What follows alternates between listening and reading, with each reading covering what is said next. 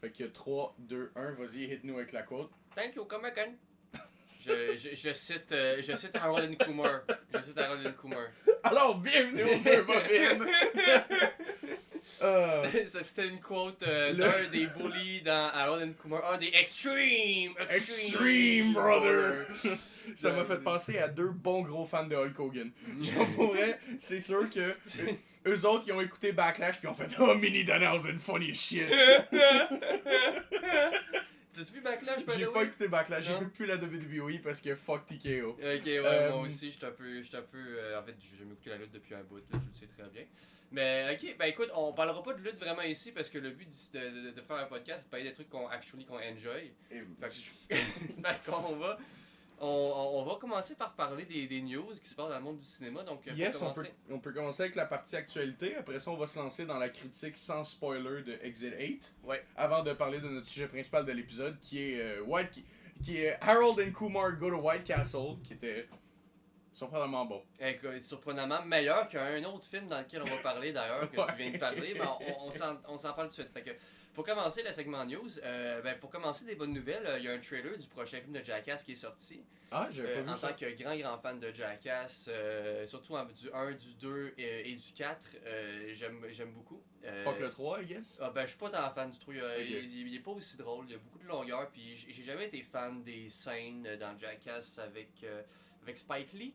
Spike Jones, déguisé en vieille madame. Ok, ça me surprendrait que Spike Lee fasse Jackass. Non, c'est ça, c'est pas Spike Lee, c'est Spike Jones. Il est trop intellectuel pour ça. Spike Jones, où est-ce qu'il se déguise en vieilles personnes âgées puis il prank des jeunes de façon vraiment awkward. J'ai même aimé ça, puis il y en a beaucoup dans Jackass 3.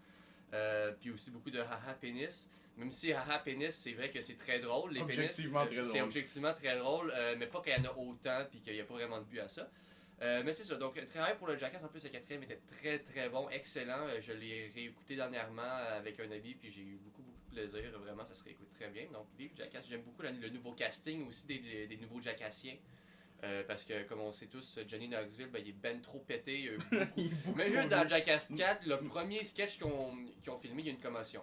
Même Steve-O devrait pas être encore en train de marcher. C'est ça. Steve-O devrait pas vivre. Il devrait déjà être fini comme Bam Margera, mais étrangement... Il devrait être mort.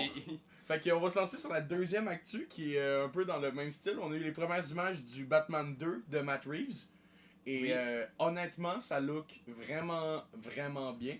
Ma plus grosse critique du 1, c'était que c'était un beau film visuellement, mais c'était un peu trop sombre. Il y a beaucoup de détails qu'on perdait avec à quel point le film était sombre. Là, ça a l'air d'avoir été corrigé. Ah ouais? Les costumes ont l'air vraiment cool. On a vu 2-3 set design qui étaient vraiment beaux. Fait que j'ai bien hâte.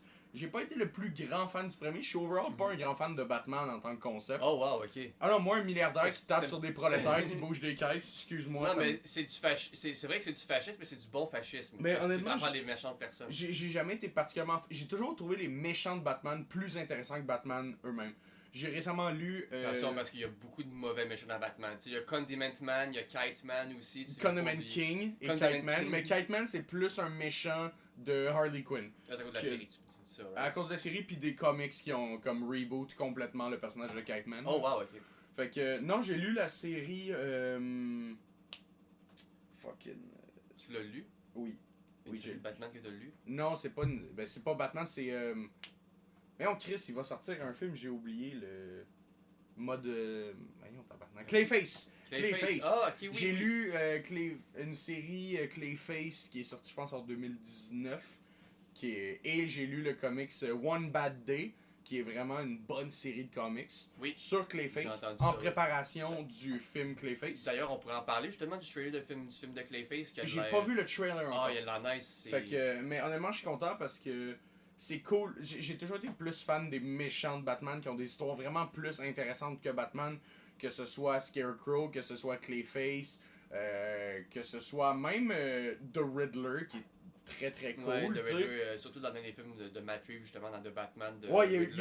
Les méchants de Batman sont très cool et sont souvent mal interprétés, je trouve. Fait que c'est très le fun de voir Matt Reeves et James Gunn qui ont vraiment quelque chose à chier des méchants de Batman. Fait que c'est ça. Ça, c'était ma news. Tu peux suivre avec. Moi, ta prochaine. ce qui m'intéresse sur le prochain Batman, c'est que je sais pas à quel point ça va être autant comme le premier film, dans le sens que le premier film est très dérivé de David Fincher. Ouais. C'est très Seven, pas les Seven Deadly Sins, mais c'est quoi le film? Seven. Seven, c'est ça. J'ai racheté des mots au titre.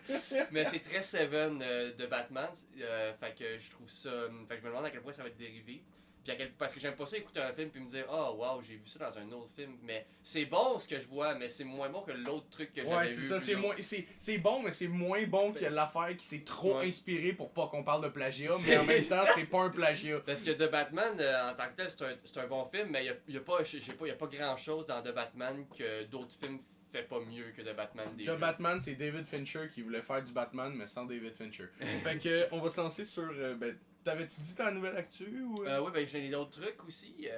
Gen V, la saison 3 de Gen V est cancel. Oui, j'ai vu ça aussi. C'est pour sortir Vault Rising aussi, parce que Gen V saison 2 n'a pas très bien vendu, ce qui est assez dommage parce que j'aimais bien la saison 2 de Gen V. J'ai adoré la saison 2. J'ai adoré aussi une affaire que Gen V a fait très bien, que The Boys fait très mal. C'est l'entièreté des personnages secondaires sont très intéressants. Ok, oui. Il y a. Jean Godolkin. Ouais, ben Jean Godolkin ou Sister Cyrus, moi que j'ai adoré dans la nouvelle série. Ou Lily, que j'ai adoré aussi. Je l'aimais bien dans la saison 1 déjà. Mais saison 2, ils ont vraiment plus développé son personnage. Fait que. Mais The Boys, je le fais très mal. Tu sais, on a The Boys qui sont bien développés, on a les Seven qui sont bien développés. Ça dépend jusqu'à quand, là. Je veux dire, à partir de la saison 4, je commence à les trouver un peu redondants dans leurs arcs narratifs personnels puis leurs problèmes personnels qui sont très va-et-vient. En fait, ils trouvent des solutions, ils make-up, puis après ils retombent dans les mêmes problèmes. Ben, je te dirais, ça c'est MM et le personnage de MM retombe tout le temps dans les mêmes. Dans les mêmes affaires parce qu'ils font trop évoluer son personnage à chaque saison. Fait que là, ils arrivent dans la saison d'après, ils sont comme fuck, qu'est-ce qu'on a raconté avec lui. Bon, ils vont devenir tu vois avec Butcher, puis après ils vont encore faire leur guess. Ouais, c'est ça. Puis Yui puis Starlight aussi sont très. Starlight, c'est là que je m'en allais. J'aime la comparer, mettons, à genre Invincible. Parce que c'est le même c'est Prime Video aussi. J'ai écouté la saison 1 de Invincible. La relation amoureuse de Mark puis sa blonde, elle évolue beaucoup plus linéairement et de façon beaucoup plus intéressante que genre Yui puis Starlight qui sont très... des fois j'ai trouvé un peu toxiques, mais je vais t'avouer... Ils sont vraiment toxiques. Pour passer à la deuxième... Attends, j'ai pas fini mon run sur Gen V parce que j'ai écouté 2 saisons, on nous a promis que c'était un univers étendu. Puis on a juste des caméos de héros au dernier épisode de la série principale, puis ça amène absolument rien. Ouais. Absolument rien. Ce qui est vraiment, vraiment dommage. J'espère qu'ils vont amener Polaris dans soit The Boys Mexico ou. Parce qu'ils ont parlé de The Boys Mexico, il y a vraiment intéressant. Polaris, j'adore le personnage. Ce qui est surprenant en plus, parce qu'il est juste là parce que son fils dans la vraie vie est mort. Là. Son vrai fils, mais le personnage est mort, parce que c'était. Non, pas le personnage, l'acteur. Ouais, mais l'acteur, mais c'est. J'ai oublié son nom, mais c'est Polaris Junior qui était supposé avoir cet arc-là. Ouais. Sauf qu'ils ont tout réécrit pour le donner à Polaris qui joue super bien. Je me rappelle plus du nom de l'acteur. Moi non plus, mais il joue très très bien. Ça m'a donné des frissons le moment où il se met en crise chez eux puis que tout vole partout. Puis que t'as juste genre Lily puis Mary qui se mettent en petite boule pour pas se faire pogner par des fourchettes qui volent à Mac 2. Puis après ça, il te lâche juste un espèce de cri, mon gars, là. Ça m'a donné des frissons, là. J'en ai juste à en parler, là. C'était une super belle scène. Dernière chose, 2 choses en fait. Assassin's Creed Black Flag, ça revient. Je suis vraiment down sur Black Flag, c'est le meilleur le jeu. C'est des news d'Hollywood, ça? Ben ça touche le milieu des effets spéciaux parce qu'ils ont remaster le jeu. Ok, c'est bon, je vais juste mentionner Assassin's Creed Black Flag parce que c'est les mêmes gens qui se font abuser par les studios, là, d'une certaine façon, soit les studios du vidéo ou les studios de Hollywood et tout. Donc je suis content pour Assassin's Creed Black Flag. Ça fait longtemps qu'on n'a pas eu un bon Assassin's Creed d'ailleurs. Odyssey était excellent, mais c'était pas un Assassin's Creed. Ouais, écoute, je suis content que t'aimes ça. Non, c'est un jeu excellent. C'est un excellent jeu, mais c'était pas un Assassin's Creed. Ce qui est cool de Black Flag aussi, c'est que je l'ai fait 4 fois, puis je l'ai pas fini une fois. Fait que à chaque fois, je passe très très proche, puis je suis toujours par repasser à autre chose. Fait que dès que je faisais de la fausse, que je vais enfin finir Black Flag. Et aussi, on a des nouvelles sur l'adaptation du comic book qui est un crossover entre Django et Zorro qui est en tournage en ce moment. Oui, j'ai vu ça, je me suis pas renseigné Je là-dessus. trouve un peu étrange, mais Je on va trouve ça peut-être... définitivement étrange, surtout que Tarantino n'a rien à voir avec le projet. Ouais, Dans le sens, il a donné son blessing, mais il a rien à voir. ouais. J'ai hâte de voir ce que ça va donner, parce que... Tu sais si c'est Antonio Banderas puis Jamie Foxx qui vont être ensemble ou... Je me doute que c'est pas Antonio Banderas qui va... Il va reprendre son rôle de Zorro, là, je sais pas. 83 ans. Ben, c'est correct, là, il y a des doubleurs et tout, là. Il va se trouver des doubleurs. C'est pas comme si Jamie Foxx faisait ses propres cascades non plus, là. Non, mais Jamie Foxx est moins vieux qu'Antonio Banderas. Bref, pour continuer, j'ai une nouvelle positive sur les Oscars. Je pensais jamais dire ça à voix haute. Ok, vas-y. Je suis d'accord avec quelque chose que les Oscars ont fait. C'est malade. Ils ont décidé de bannir pour... Oh, le AI. Tous les films qui utilisent du Generative AI sont bannis des Oscars. Ouais. Et les réalisateurs / studios qui les utilisent vont être pénalisés. Ce que j'adore. Parce que fuck le Gen AI. C'est en train de tuer l'art et la créativité. Donc je suis très heureux que petite bitch politique que sont les Oscars prennent enfin une position politique. Ce qui était au début, à la base, c'était ça les Oscars. Là. Ouais. Hey, récompenser. C'est les premiers à récompenser genre des femmes noires, les affaires de même dans l'histoire de. Ouais, tu sais, c'est ça. Je sais pas si c'est les premiers, mais c'était quand même un gros truc pour genre Gone with the Wind. Ouais, ben, c'est ça, tu sais. Mais non, c'est le fun. Je suis d'accord. Reste à voir combien de temps ça va durer. Oui, exactement, parce que l'appel de l'argent, les Oscars sont toujours les premiers à répondre. Ouais. Mais très heureux de voir les Oscars prendre une position là-dessus. Ah, moi aussi, je suis d'accord. Pour l'instant, c'est bien. Mais. Ouais, j'ai pas vraiment confiance à ce que ça va durer longtemps. Puis, tu sais, qu'est-ce que tu as inclus là-dedans? Parce que ça a vraiment. Ce qui a fait polémique, c'est The Brutalist, l'année. Il y a 2 ans, qui avait gagné beaucoup de prix, notamment pour la performance de Adrian Brody. Ouais, qui avait utilisé l'AI pour... le AI pour changer un peu son accent, pour que ça fitte mieux avec l'accent polonais. Ouais, ce que je suis pas d'accord, mais en même temps, si c'est... Tu sais, c'est pas quelque chose qui est créé avec l'intelligence artificielle. Ouais, moi aussi, c'est ça le... un super bon acteur qui est pas capable de faire un accent polonais parce que Chris, c'est un accent polonais. Ouais, mais en même temps, il aurait peut-être dû le laisser dedans aussi. T'sais. Oui. Est-ce qu'on pourrait avoir une code du film sans accent polonais? C'est à 1000% une possibilité. Il y a des versions des films qui sortent où il n'y a pas d'effets spéciaux. Est-ce qu'on pourrait avoir des versions du film qui sortent sans aucune trace de AI? Ça pourrait, mais après, on devrait pas utiliser le AI, point. Là. Je veux dire, c'est là que ça devrait finir.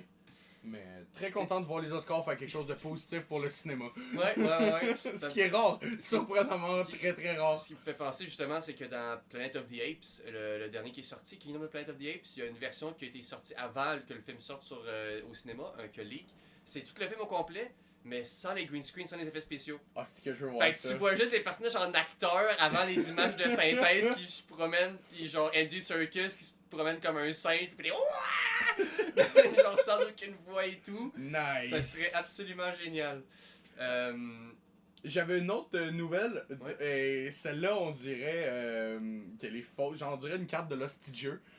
Larry David et Barack Obama sortent une série de sketchs style Saturday Night Main Event. Saturday Night Live. Oui, mais Main Event c'est de la lutte. Ouais, non. Saturday Night fait Live. Larry David et Obama vont sortir des sketch shows à la SNL. Mais Obama, il y a du charisme, hein? Il y a du comedic timing. Il y a du comedic timing, mais je sais. J'arrive pas à comme donner un avis sur cette news qui me paraît comme une carte de l'hostidieux. Mais pour vrai, c'est. J'ai jamais écouté Seinfeld, mais à ce qui paraît. C'est Larry David, est-tu dans Seinfeld? Non, ça c'est Jerry Seinfeld. Peut-être que Larry David est dans Seinfeld. Non, mais. J'ai pas écouté Seinfeld, je déteste Jerry Seinfeld. C'est Sunny in Philadelphia, right, Larry David? Je pense que oui. Parce que j'ai entendu dire que ce qui sauve Always Sunny in Philadelphia, c'est justement Larry David qui avait dedans. Puis parce qu'il y a comme des crossovers avec sa série à, je pense que c'est Curb, Your Enthusiasm. Est-ce que je mélange les affaires? Peut-être, j'ai vu aucune de ces séries-là.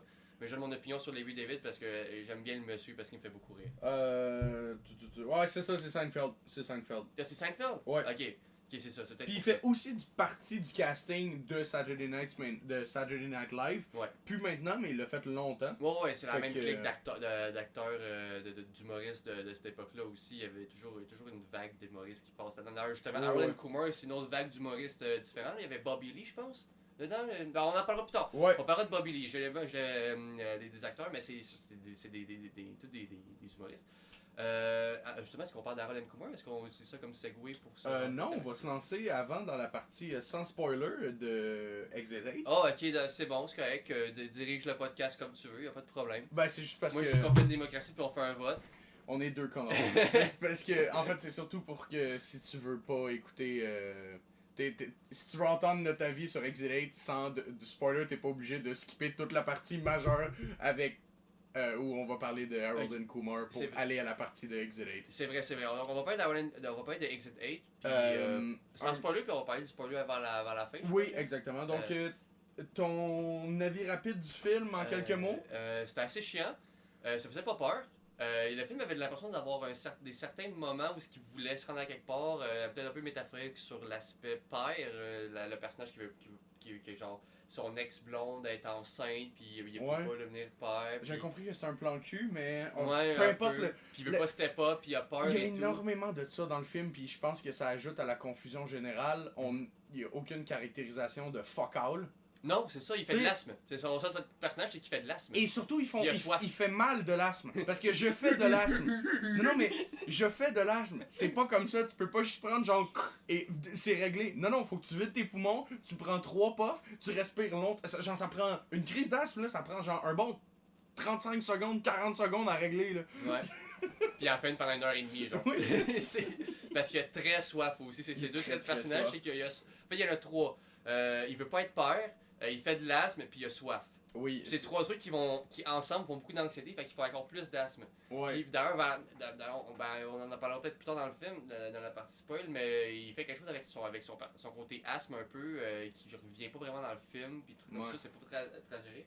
Donc, c'est ça. Pour la partie sans spoil, j'ai trouvé le film très long, pour vrai. Il aurait pu. Il dure 1h30, hein. Il dure pas tant que ça non plus. Non, mais pas en termes de longueur, en termes de ce qui se passe. Oui. Le film est très très long, on dirait. Oui. Puis je comprends le côté créatif derrière.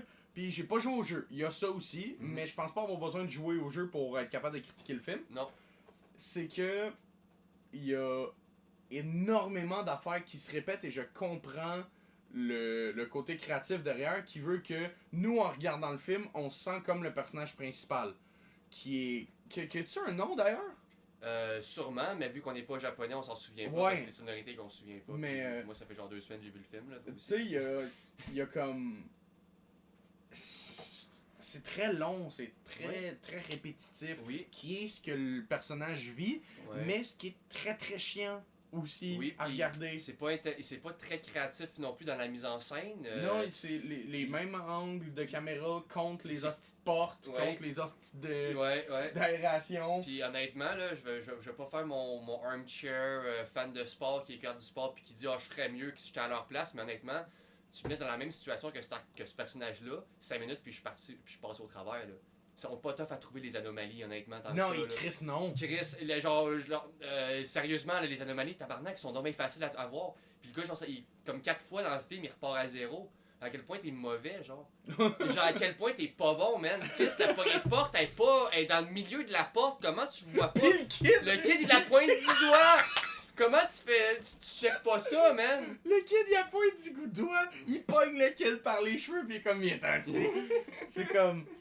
Mais il y a beaucoup de ça qui est dit comme moi je l'ai vu et le personnage le voit pas parce que movie magic. Ouais. Pour vrai, c'est ça, parce que si tu te ramasses dans cette. La prémisse du film, pour ceux qui ont pas vu aucune information sur Exit 8, la prémisse du film c'est un gars se ramasse dans un corridor infini et il y a 8 étages, il faut qu'il trouve les anomalies à chaque étage pour passer à l'étage suivant. Faut qu'il revienne sur ses pas à chaque fois qu'il y a une anomalie et qu'il continue jusqu'à la fin du corridor à chaque fois qu'il n'y a pas d'anomalie. C'est tout. Je viens de vous résumer le film, vous n'avez pas besoin de le voir. Ouais, voilà. C'est ça.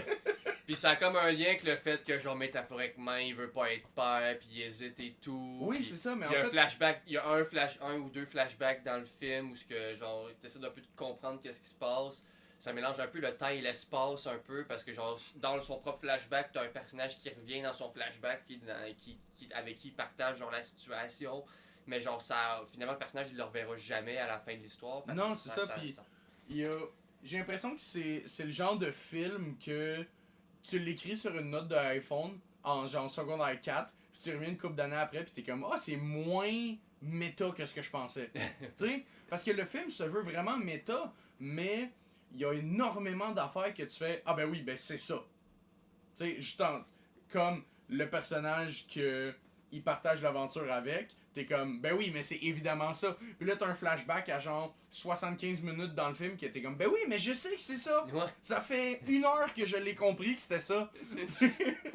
Puis toutes les anomalies qui sont juste des espèces de rappels de son propre conflit intérieur qui était comme ben oui, mais je l'ai compris ça, t'as pas besoin de le montrer 4 fois. Là, ce petit panneau Escher qui est littéralement un artiste qui est connu pour faire des buildings qui se peuvent pas parce qu'ils sont infinis. C'est ça la prémisse du film! C'est comme. Ok, on pourrait rentrer dans la partie spoil, I guess. Anyway, basically, allez le voir si ça vous intéresse. Mais, Ouais, on va rentrer dans la partie spoil. C'est du cinéma indépendant, là, c'est toujours le fun d'encourager ça. Exactement. Mais, on va rentrer dans la partie spoil maintenant. C'est clairement son gars, puis je l'avais compris, genre, dès que le personnage est apparu. Ouais, c'est très. Genre, en fait, je sais même pas, genre, le gars, il est-tu pris dans une genre de liminal time chamber type room? Mais le film, liminal le jeu... space between. Liminal place between space and time. Ouais, ben le jeu a été fait dans la hype des Backrooms. Ok, oui. Fait que c'est très très très inspiré dans le concept, ce qui se remarque, et c'est très intéressant pour un jeu. Ouais. Tu sais, ça aurait été intéressant avec une... Je pense que c'est un concept qui aurait été intéressant, soit dans une série, où tu peux avoir le point de vue de plusieurs personnes, ou auquel cas ça peut finir mal. Parce que c'est ça l'affaire du film, c'est que c'est très intéressant de voir, oh shit, comment ça va finir mal. C'est quoi le downside de pas spotter les anomalies, ou au contraire comme The Man, qui est l'autre gars, qui est pogné dedans avec lui, où il voit la fin alors qu'il est juste à l'étage 3, qui descend les escaliers, T'es genre puis que ça finit là. C'est... Non mais tu sais, c'est comme, il y a aucun développement, on sait pas ce qui se passe, Oui. on sait... Puis ça finit là, ça rajoute rien. Ça fait juste t'expliquer qu'il est là parce que, ben, pour te montrer que le petit gars, c'est pas une anomalie, genre, c'est littéralement ça. Mais on passe comme presque 35 minutes avec ce personnage-là. Son point de vue est pas intéressant, il est juste con. Il est juste, je le regarde puis je suis genre dude. T'es débile. 5 minutes puis je vais partir de là avant toi, man. Genre sérieusement, là, genre je serais pas pris là pendant genre 1 heure de temps. Là. Oui, non, c'est littéralement, comme genre, les personnages font des décisions tellement connes. Genre, à un moment donné, le dude il marche puis toutes les lumières s'éteignent. Genre, anomalie, tu peux fais ton retourne sur tes pas puis va-t'en. Mais non, il reste là pendant 5 minutes parce qu'il faut obligatoirement avoir une scène un peu body horror avec des rats puis des morceaux de bébé. Super mal fait d'ailleurs, très très laid puis qui explique pas grand chose sur le personnage personnellement non plus. Non, j'ai pas compris pourquoi il y avait des rats avec des parties de bébé. Honnêtement, j'ai pas compris. Je sais que ça voulait dire quelque chose, il y a une idée derrière, mais pas assez clair. Ben littéralement, ils disent que le personnage est anxieux par rapport au fait de devenir père, genre littéralement. Ouais, mais ça c'est l'entièreté du film qui raconte ça. Littéralement la première anomalie, la seule scène un peu épeurante du film avec les casiers, avec les bébés dans le casier. Les bébés qui pleurent. Puis il y a aussi, je trouve aussi que les anomalies sont pas assez claires sur les règles de l'univers. À ce point-là? Oui, parce que t'as justement l'anomalie de quand les panneaux commencent à le regarder. Ouais, c'est une anomalie ça, non? Ouais, quand tous les panneaux commencent à le regarder puis à le suivre du regard. Ouais. Il y a aucun danger là. Tu sais? Puis, il le remarque, mais il continue dans le corridor avant de revenir à la fin, puis de passer à l'étage suivant parce qu'il a spoté. Mais au contraire, il y a l'anomalie à la fin où il y a juste une énorme vague, ouais, où on comprend qu'il meurt. Ouais. Alors, il y a certaines anomalies qui sont dangereuses, Mhm. d'autres non, mais comment tu fais pour savoir ceux qui sont dangereuses? Il y a des anomalies qui viennent carrément le chercher, Ouais. comme quand The Man commence juste à le regarder, puis à le suivre, puis à y courir après, ce qui Ouais. est dangereux, Ouais. alors qu'il y en a d'autres que c'est juste genre une calice de poignée de porte au milieu de la... C'est comme... Ouais. Les règles de l'univers sont tellement pas expliquées, le film en tant que tel explique trop certaines choses, puis il est comme regarde, c'est une histoire sur comment il veut pas être père, puis il te le calisse dans la gorge comme si t'étais un noir avant Noël. Puis il y en a d'autres que c'est comme on a des règles pas vraiment expliquées, puis on n'a pas besoin de les expliquer parce que fuck you, mange tes morts. C'est comme Non, non, je sais. Tu sais, Je suis- pour reprendre l'image de Seven, on comprend que John Doe, dans le film, il tue les gens selon les péchés qu'ils ont faits et selon les péchés de la Bible, tu sais, dans l'ordre. Ouais. Ah, fait que c'est comme une règle écrite, c'est un ou l'autre.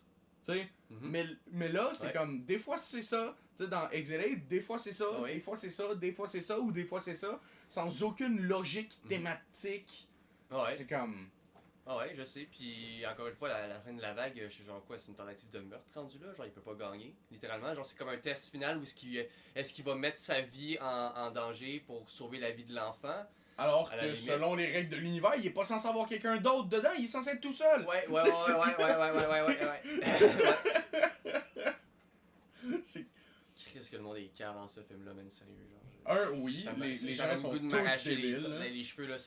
Ça aurait été un meilleur court-métrage de 20 minutes. Ça aurait été un film. court-métrage ultra intéressant ou un jeu vidéo ultra intéressant. Je suis sûr qu'un jeu, tu le finis en 1 heure, puis ben Mais avant. le jeu doit être très cool. Puis encore une fois, je pense que c'est un concept qui aurait été intéressant pour une série. Pour qu'on puisse voir le point de vue de personnages différents qui viennent de backgrounds différents. Tu sais, ça...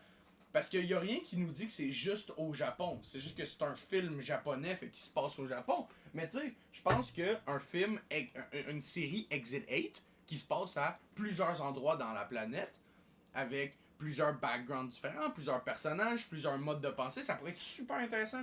Avec des épisodes de 20, 25, 30 minutes pour aller au plus long qui, en gros, serait meilleur que le film parce que le film, c'est ça. Puis je pense que c'est comme ça que je l'avais résumé.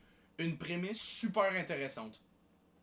Ouais, comme un jeu vidéo dans le fond. Ouais. Une belle prémisse, puis t'interagis, puis t'as du fun un peu, puis tu te rends à la fin, puis des fois peut-être que t'as peur parce que c'est un peu uncanny, mais c'est parce que tu le vis précisément, parce que tu joues le personnage en point de vue FPS et tout, fait que c'est sûrement plus efficace en termes d'horreur que le film où ce que tu suis un personnage vraiment pas attachant.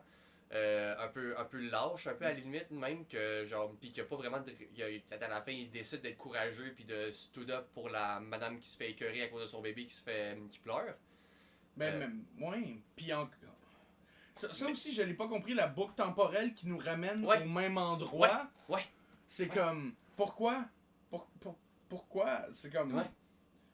Tout l'intérêt du film, c'est qu'il va de l'avant. C'est parce que c'est un rêve. Ben, je pense Parce pas. qu'il faut que non? tu fasses des théories, man. Des Ouais. game theory. Des C'est- shut the fuck up.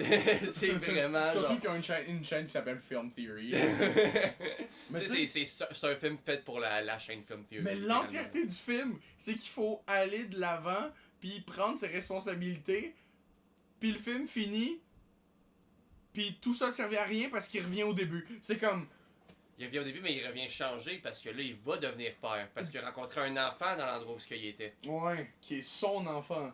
C'est sûrement son enfant, mais on Ben- le voit ben dans, oui. dans un flashback Ben- du futur. Ben où oui, il dans va le flashback, c'est ça qui montre, c'est que c'est son gars, c'est son kid.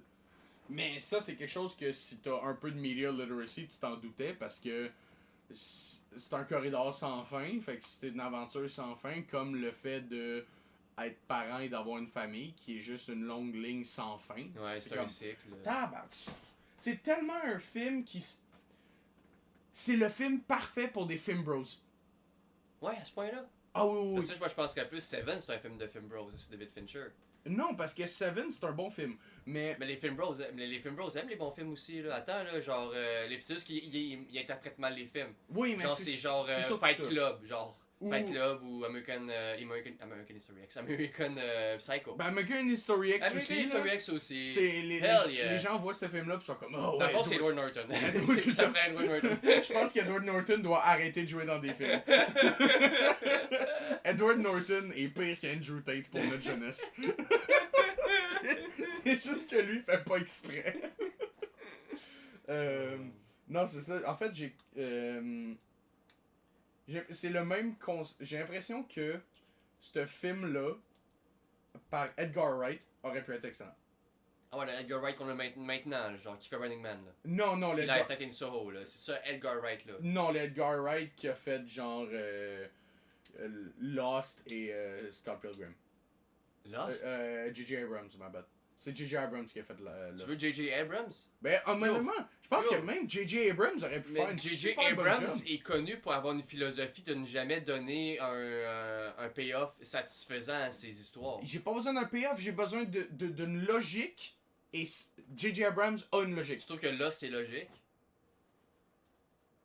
Je trouve que, genre... J'ai écouté le pilote, mais tu sais, c'est comme... Je faisais juste nommer T'sais, quelque chose. Tu sais, même, c'est lui, tu sais, Star Wars 7, c'est pas très logique avec ce qui s'en vient après, les compris le 9, tu sais. Non, parce qu'il était pas supposé revenir. Lui, J.J. Abrams ouvre toutes les portes, ne donne pas de réponse. Et ben c'est ça. Mais c'est ultra insatisfaisant. Mais ce comme façon film-là, d'écrire des films. ce film-là donne des réponses à des questions qu'il a pas posées.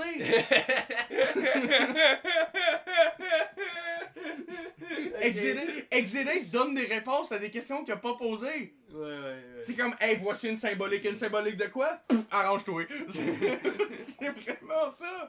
Mais tu sais, je pense sérieusement, J.J. Abrams aurait pu faire une super bonne job de, hey, au lieu de mettre des rats, on va mettre des affaires logiques qui peuvent faire sens avec une vie de famille. Parce que une vie de famille, c'est sans arrêt les mêmes hosties d'affaires qui répètent, tu sais, mais que tu dois trouver des nouvelles solutions, comme le concept d'Exilate. C'est ça, tu sais, c'est que le jeu se voulait juste comme un...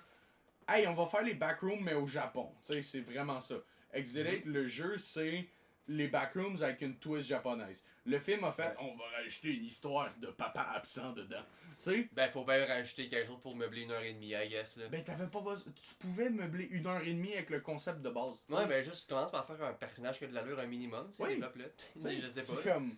Un personnage qui a pas de nom, c'est pathétique. Il y a sûrement un nom, on est juste calme. Non, le chapitre 2 s'appelle The Man. Non, mais The Man, c'est pas. C'est le gars avec en oui, prise, exactement. non? The Walking Man, c'est The Walking Man. The Walking Man, c'est vrai. Contrairement à The Walking Dead. Alright, on peut passer. Attends, sur ce jeu de mots, la note au film, moi je lui donne un 4 sur 10 et je ne l'ai pas apprécié. Je n'ai pas apprécié du tout. Je l'ai aucunement apprécié. J'ai même détesté voir ce film-là. Il y a une affaire que j'ai adoré à propos de ce film-là. La caméra est en focus. La musique. Ok. La musique et l'environnement sonore étaient excellents. Je l'écoutais avec des écouteurs. Ce film-là était incroyable à entendre. Fait que c'était un film ça filait métro dans le fond comme ambiance. Tout ce que j'ai vraiment apprécié personnellement, c'est comme peut-être deux scènes qui m'ont fait un peu peur, c'est-à-dire les bébés dans les casiers, puis c'est toujours épeurant d'être pris dans un couloir avec une grosse vague boueuse. Avec un bateau qui sort de nulle part. Ça m'a fait tellement rire. T'as le kid au milieu où il y a aucun débris pis t'as juste un calice de moitié de bateau. C'est comme... Donc j'ai mis 3 étoiles. J'aurais dû y mettre 2,5. Même... Toi tu mets sur 5 toi. Toi tu rate ouais, sur 5. Ouais, je rate sur 5. Je vais aller même y mettre 2,5 en ce moment. Ouais, la discussion t'a fait descendre La discussion m'a fait descendre, mais la musique me... L'ambiance sonore, qui est pour moi quelque chose de très très très important au cinéma, puis qui est souvent sous-estimé. Ce qui est une des raisons pour laquelle, je fais une petite parenthèse, une des raisons pour laquelle j'ai adoré Rocketman, et que pour moi c'est le meilleur biopic musical, et il n'y aura pas meilleur, parce que à cette heure c'est tout rendu la même hostie d'affaires. J'ai pas vu. T'as pas vu Better Man? J'ai pas vu Better Man. Yeah, faut écouter Better Man, là, c'est le meilleur. Yo, c'est un singe qui danse, puis qui chante, puis qui fait de la coke, puis qui se fait donner des handjobs dans un club. C'est génial. Allez, ça va être la description de l'album. C'est un singe qui se fait donner des handjobs, c'est génial. Ça va être la description sur YouTube et Spotify. Non, mais ah oui, puis dans les trucs que je voulais dire sur Pet Peeve, moi personnellement, c'est que le personnage principal, il y a comme, on a parlé, comme 2-3 trucs clés sur lui. À un moment dans le film, tu sais, il fait glace, il tout le long du film, il est épuisé puis il fait de l'asthme et tout. Fait que, il prend sa pompe, il chick. Puis on est dans le film, il fait comme une crise random, genre il se débarrasse de son sac. Fait que je me suis dit, ben Chris, il a sa pompe d'asthme dans le sac, fait que ça va le mettre Puis il l'a dans sa poche. ça va le mettre dans la marde plus tard. Finalement, non, ça change absolument rien. Il y a pas. Le côté asthme, je vais jamais le mettre en danger de plus dans le film. Genre, ça change aucun. Ouais, pour un gars qui a de l'asthme, je te confirme, ça peut me mettre en danger. Je me suis déjà ramassé aux urgences à cause de mon asthme. J'étais assis en train de jouer aux jeux vidéo, puis ça l'a hit de même. Ah ouais, c'est comme ça de l'asthme. T'imagines, tu vas dans une piscine à vagues puis t'as pas ta pompe d'asthme. Moi, c'est comme ça que je le vois la fin. Là. Genre, tu pognes une grosse vague puis tu te manques de te noyer, mais t'as pas ta pompe d'asthme. Ouais, c'est un peu ça. Pour aussi avoir été pogné dans une piscine à vagues, je te confirme que c'est nécessaire. Donc maintenant, on va se lancer pour Harold and Kumar Go to White Castle. Vas-y, présente le film, c'était ton idée, je te veux. Harold and Kumar Go to White Castle, j'avais vu une scène de ce film-là, qui était la dernière scène sur YouTube Shorts. Ça fait que je me suis dit, pourquoi pas voir ce film-là. Et s'il fallait que je résume le film en une phrase, ce que j'aime bien faire, c'est Peak 2004. Ah, tu parles des jokes de gay? Je parle des jokes de gay, je parle du nombre de tits d'adolescentes qu'on voit. Je parle des gags constants sur les juifs. Le fait que tous les personnages indiens, sauf le personnage principal, ont des super gros accents. C'est comme... Ouais. Ouais, c'est... Oh ouais, non, je suis vraiment d'accord. C'est un film que, côté humour, j'ai le goût de dire qu'il a pas tant mal vieilli que ça parce que c'est tellement assumé. Ah oui, Des fois, c'est de bon goût, surprenamment. Parce que le côté racisme du film revient un peu vers la fin avec un speech étonnamment hopeful de la part de Kumar, je pense. Oui. Il parle de son identité indienne et tout. Et aussi le speech de Harold à la fin du film, juste avant quand il se fait redonner son char par NPH. Où il fait genre son speech à ses deux collègues de travail. Oh, attends. Peut-être. Parce que moi, ça fait 2 semaines que j'ai vu le film. Il faut que tu m'aides un peu plus. Là. Ben oui, Kumar, après ce speech-là, a un speech sur le fait que il veut prendre sa vie au sérieux, puis que... Ouais, puis il vit indien, puis il accepte d'être indien, puis de devenir médecin finalement. Ouais, exactement, c'est ça. Wow. Such deep. Ben, il y a des moments qui sont surprenamment un peu deep dans le film, puis il y a une affaire que je déteste classiquement de Hollywood, qui est mais moi je me moque de tout le monde égal. Comme si ça excusait ton racisme, Louis C.K. Et le fait que t'es un sexual harassment person. Ouais, aussi, là. Mais pour vrai, ce film-là se moque de tout le monde. Également. Ouais. On se moque. Tous les blancs sont des policiers racistes. Oui. Ou des drogués complets. Ouais. Tous les Indiens sont des personnages qui sont comme supérieurs aux autres ou qui sont des victimes collatérales de leur société. Tous les Asiatiques sont des gros crises de nerds qui sont finalement un peu wild. Fait que c'est comme... Et tous les Noirs sont des personnages qui devraient se faire respecter parce qu'ils sont beaucoup trop qualifiés pour ce qui se passe dans leur vie en général. C'est comme la caractérisation raciste est tellement bonne et tellement assumée et tellement comme... Tu sais, c'est pas un gag... Le gag, c'est pas « haha, regarde, il est noir ». C'est « ah, il est noir, donc cliché raciste, haha ». Tu sais, il y a pas de... Tu ris pas du racisme, tu ris de l'environnement autour qui est complètement ridiculisé à tout moment. Ça me fait beaucoup penser d'ailleurs à South Park.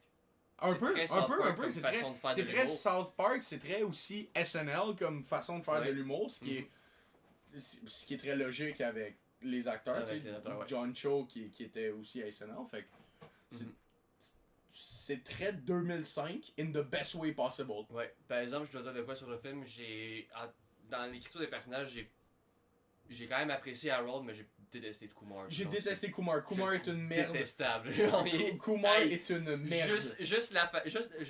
On va parler de la façon où on est dans la partie spoil, I guess. Genre, on a apprécié le film beaucoup. Ah ben Harold, moi je pense que notre film d'actualité, il y a une partie sans spoil, mais le film épisode, genre, ben je sais, Harold and Kumar c'est sorti genre en 2007. Si tu l'as pas vu, mais C'est en 2004. 2004? 2004. Ok, c'est ça. 2004, c'est encore plus acceptable comme humour dans ces années-là. Oh, ouais. Non, full spoil. Ok, parce quand on parle que du juste film Kumar, de la façon qu'il est introduit dans le film, genre Harold, t'as un peu sympathie pour lui parce que c'est littéralement. C'est une victime de son c'est Rachel environnement. McAdams dans fucking SNL.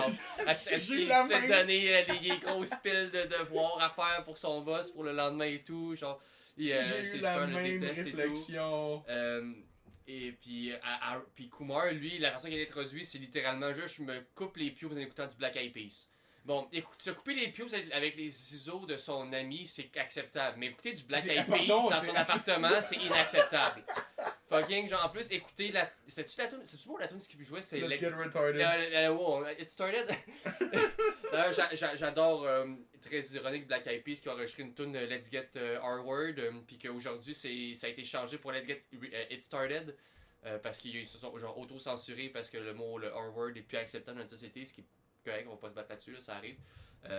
Genre, c'est très drôle, c'est écouter des clips de Black Eyed Peas en genre 2008 genre en Australie sur YouTube où ils chantent Let's Get R-Word, Let's Get Retarded tout le long pendant genre 5 minutes, puis tout le monde chante ensemble, c'est vraiment très drôle. Première grosse réaction au film, le nom de Ryan Reynolds dans les credits d'opening, je savais pas qu'elle allait pop-up, puis j'étais vraiment déçu. J'étais aussi déçu, mais. Pour Ryan Reynolds, j'ai sacré, littéralement, j'ai dit un tabarnak quand j'ai vu son nom popper, puis j'étais vraiment. Je me suis senti personnellement attaqué par le fait que Ryan Reynolds était. Moi, j'avais un peu hâte de voir. Moi, je m'attendais, quand j'ai vu que le film s'ouvrait dans un bureau, je me suis pas renseigné sur le film, j'avais juste vu la fin sur YouTube Shorts, et j'ai fait, on va écouter le film, ça pourrait être drôle. T'sais, fait que quand j'ai vu Ryan Reynolds, j'ai fait ah, ok, je sais pas à quoi m'attendre. Là, j'ai vu que le film s'ouvrait dans un bureau, j'ai fait ah ben ça va être un des collègues de marde. Finalement, il était pas là, fait que je me suis dit ah ben ça va être un des policiers racistes. Finalement, il était pas là. Puis là, il a juste popé dans l'hôpital, puis j'ai fait fuck. Puis en plus, c'est le meme. Le meme gay funny, right? Non, le meme à Ryan Reynolds, c'est but why? Parce que c'est un médecin, puis il enlève son masque, puis genre but why? Ah, je sais pas, je connais pas le but why. Googlez Ryan Reynolds but why meme, puis vous allez vous savoir. Ouais, googlez Ryan Reynolds but. Puis. Envoyez-nous les photos de ce que vous trouvez. Ouais. Donc... justement, en parlant de bots et de blagues pas drôles, il y a énormément de blagues qui m'ont zéro. Genre, beaucoup de blagues que j'ai trouvées un peu en dessous de l'âge que le film voulait se donner, parce qu'il y a beaucoup d'affaires qui sont un peu sérieux dans le film, dans le sens que c'est clairement une comédie pour adultes, justement avec, entre autres, l'employé de burger au salaire minimum qui est comme « Alright, fuck off, on brûle ça parce que le corporate greed fait que tout est à chier dans le restaurant, fait qu'on le calisse en feu. » Pour avoir été un employé de GameStop International, je peux t'avouer que j'ai vraiment relate à ce personnage-là, qui est comme, on va juste calisser la job au feu, où justement les policiers racistes avaient... Alors le racisme à un point où c'est genre... Ah oui, où c'est Yo, dans les gars, il y a des coups de feu dehors! Puis là, ils vont juste chercher un black dans sa maison, dans son lit. Genre, quand je dormais, qu'est-ce que vous faites? Genre, il est encore en pyjama. C'est tellement n'importe quoi, mais c'est génial! C'est génial, mais tu sais, il y a plein de jokes très adultes ou qui relate à des gens plus vieux. Puis après ça, t'as le gag des deux jumelles qui pètent. Quand ils s'en vont dans le dorm. Oh, ouais. Puis ils chient, puis ils font combat, bataille de pets, ballon ship. Hey, on appelle ballon ship. Et c'est tellement long comme scène. Je pense que ça dure 3 minutes. Ouais. C'est tellement douloureusement long. Ouais. T'es comme, ok, c'est bon, on a fait le tour, là, ils trouvent ça dégueulasse. Puis là, les deux, genre, ils s'en vont en courant. C'est comme, ah, cool. Ça servait à fuck out. Non, je sais. C'est comme... Tous les gags servent à faire avancer le scénario, sauf celui-là, qui est juste une pause pour avoir des bruits de pète. Ouais, Ce que j'ai trouvé qui... C'est très 2004. Ben, c'est très 2004, mais surtout, c'est... Je sais que le faisait avant, puis c'était mieux, genre. Non, mais dans le sens, c'est pas... Ça déteint du film. Tu sais, c'est comme... Mettons la scène... Est-ce que t'as vu 21 Jump Street? Ok. La scène où ils prennent accidentellement la drogue super hallucinogène, qui s'en vont se colisser les doigts dans le fond de la gueule de la toilette. Ouais. Ben, ce gag-là, fait différemment, aurait déteint dans le film. Parce que c'est un... Tu sais, Mais là, c'était drôle parce que c'était une caméra fixe, puis les deux gars qui, encore une fois, se sont mis dans la marde par leurs propres actions, qui en souffrent les conséquences. Ce qui est tout le thème du film, tu sais. Mais ça, ce gag-là, qui est... Tout le film, c'est... Les gars se mettent par leurs propres actions dans la marde, mais ça fait avancer le scénario, tu sais. Chaque affaire qu'ils font mal les éloigne de White Castle, mais les rapproche de quelque chose qui peuvent les rapprocher de White Castle. Tu sais, à chaque fois, c'est un pas en avant, un pas en arrière. Tu sais, il reste tout le temps en même place, tout le film, jusqu'à ce qu'il arrive accidentellement à White Castle. C'est malade. D'ailleurs, le film a été tourné à Toronto. Ah oui? Il n'y a pas de White Castle au Canada. Non. Je dis ça de même. Okay, le film a été tourné à Toronto, là, tu vois dans les stop 5, dans les. Pas les stop 5, mais les noms de rue et tout, c'est les mêmes genres de panneaux qui ont en Toronto. Je sais pas, moi est très Toronto, ça coûtait moins cher de tourner là-bas. Oui, mais pour m'être promené dans New York State, parce que il spécifie jamais où est-ce que le film se passe, juste New York State. Ouais. Ben c'est très New York State. Tout ben, il n'y a pas de White Castle au Canada, là, puis d'ailleurs, ça m'a pas du tout donné le goût d'aller au White Castle, ce film-là. Je sais que c'est un coup de pub. Non. Je l'ai googlé d'ailleurs. C'est pas un coup de pub nécessairement, c'est parce que genre, ils voulaient faire un film de Stoner. Puis genre, c'était pour le deal avec White Castle, c'était juste un marketing pour avoir du. Ils ont mis White Castle dans le film pour qu'en échange, White Castle fournissait genre 10 000 burgers à l'équipe de tournage pendant le tournage. Ok, c'est vraiment ça. C'est juste pour avoir des burgers gratuits. Ok, c'est ça, parce que j'avais lu que c'était comme pas un coup de pub de White Castle. Non, c'est pas White Castle. C'est eux qui sont allés voir White Castle directement pour leur dire on a besoin de manger pendant le tournage de notre film de Stoner. On va vous mettre dans le film. Puis pour vrai, le côté White Castle du film, c'est peut-être la partie que j'aime le moins honnêtement. Parce que non seulement c'est de la pub dégueulasse un peu, puis en plus c'est de la pub pour un truc que j'aime pas personnellement. Ben ça puis donne. Que j'ai pas le goût de manger quand je vois ça parce que ils ont l'air secs les burgers, ils ont pas l'air bon. Écoute, ça a pas l'air bon, man, White Castle. Joshua Weissman, qui est un YouTuber que j'écoute beaucoup, qui parle de bouffe sur YouTube, a fait justement genre tour des burgers des États-Unis et il dit que White Castle goûte comme une guenille. Ah, ok. Genre spécifiquement comme une guenille mouillée. C'est spécifiquement le goût qu'il a décrit. Fait que. Ça va être très humide. Ouais, ça a l'air dégueulasse. Ça a l'air dégueulasse. Sec et humide à la fois. Je sais pas comment ils font, mais ça a l'air sec et humide. Sec à l'extérieur et humide à l'intérieur. Ouais. Non, c'est ça. Overall, j'ai trouvé le film vraiment solide. Je l'ai trouvé très drôle. C'est. Bon, les effets spéciaux ont calissement mal vieilli, là. Le raton laveur, j'ai fait comme. Ouf! Ouais, comme. Même pour 2004. Ouais, non, je suis d'accord. Shout-out à ce film-là, par contre, pour avoir relancé la carrière de Neil Patrick Harris. Ah, ça l'a relancé? Ça l'a relancé sa carrière. Okay, ben oui, nice. parce qu'il était juste connu pour la série qui nomme tout le style nom. Il nomme une série d'hôpital où ce que Neil Patrick Harris joue dedans. Ok. Je me rappelle plus du nom de la série. Ok, je m'en souviens pas non plus. Puis, mais ça, il était connu comme un acteur comique, mais sans plus. Mais je pense qu'il faisait du Broadway aussi. Ouais, d'ailleurs, aussi. il en fait encore, je pense, aujourd'hui. Broadway, il fait de la comédie musicale parce que Ouais. c'est un homme qui a. Parce que c'est Neil Patrick Harris. Qui a fucking de talent, man. Ben oui. C'est un homme qui fait de l'acting, qui danse puis qui chante.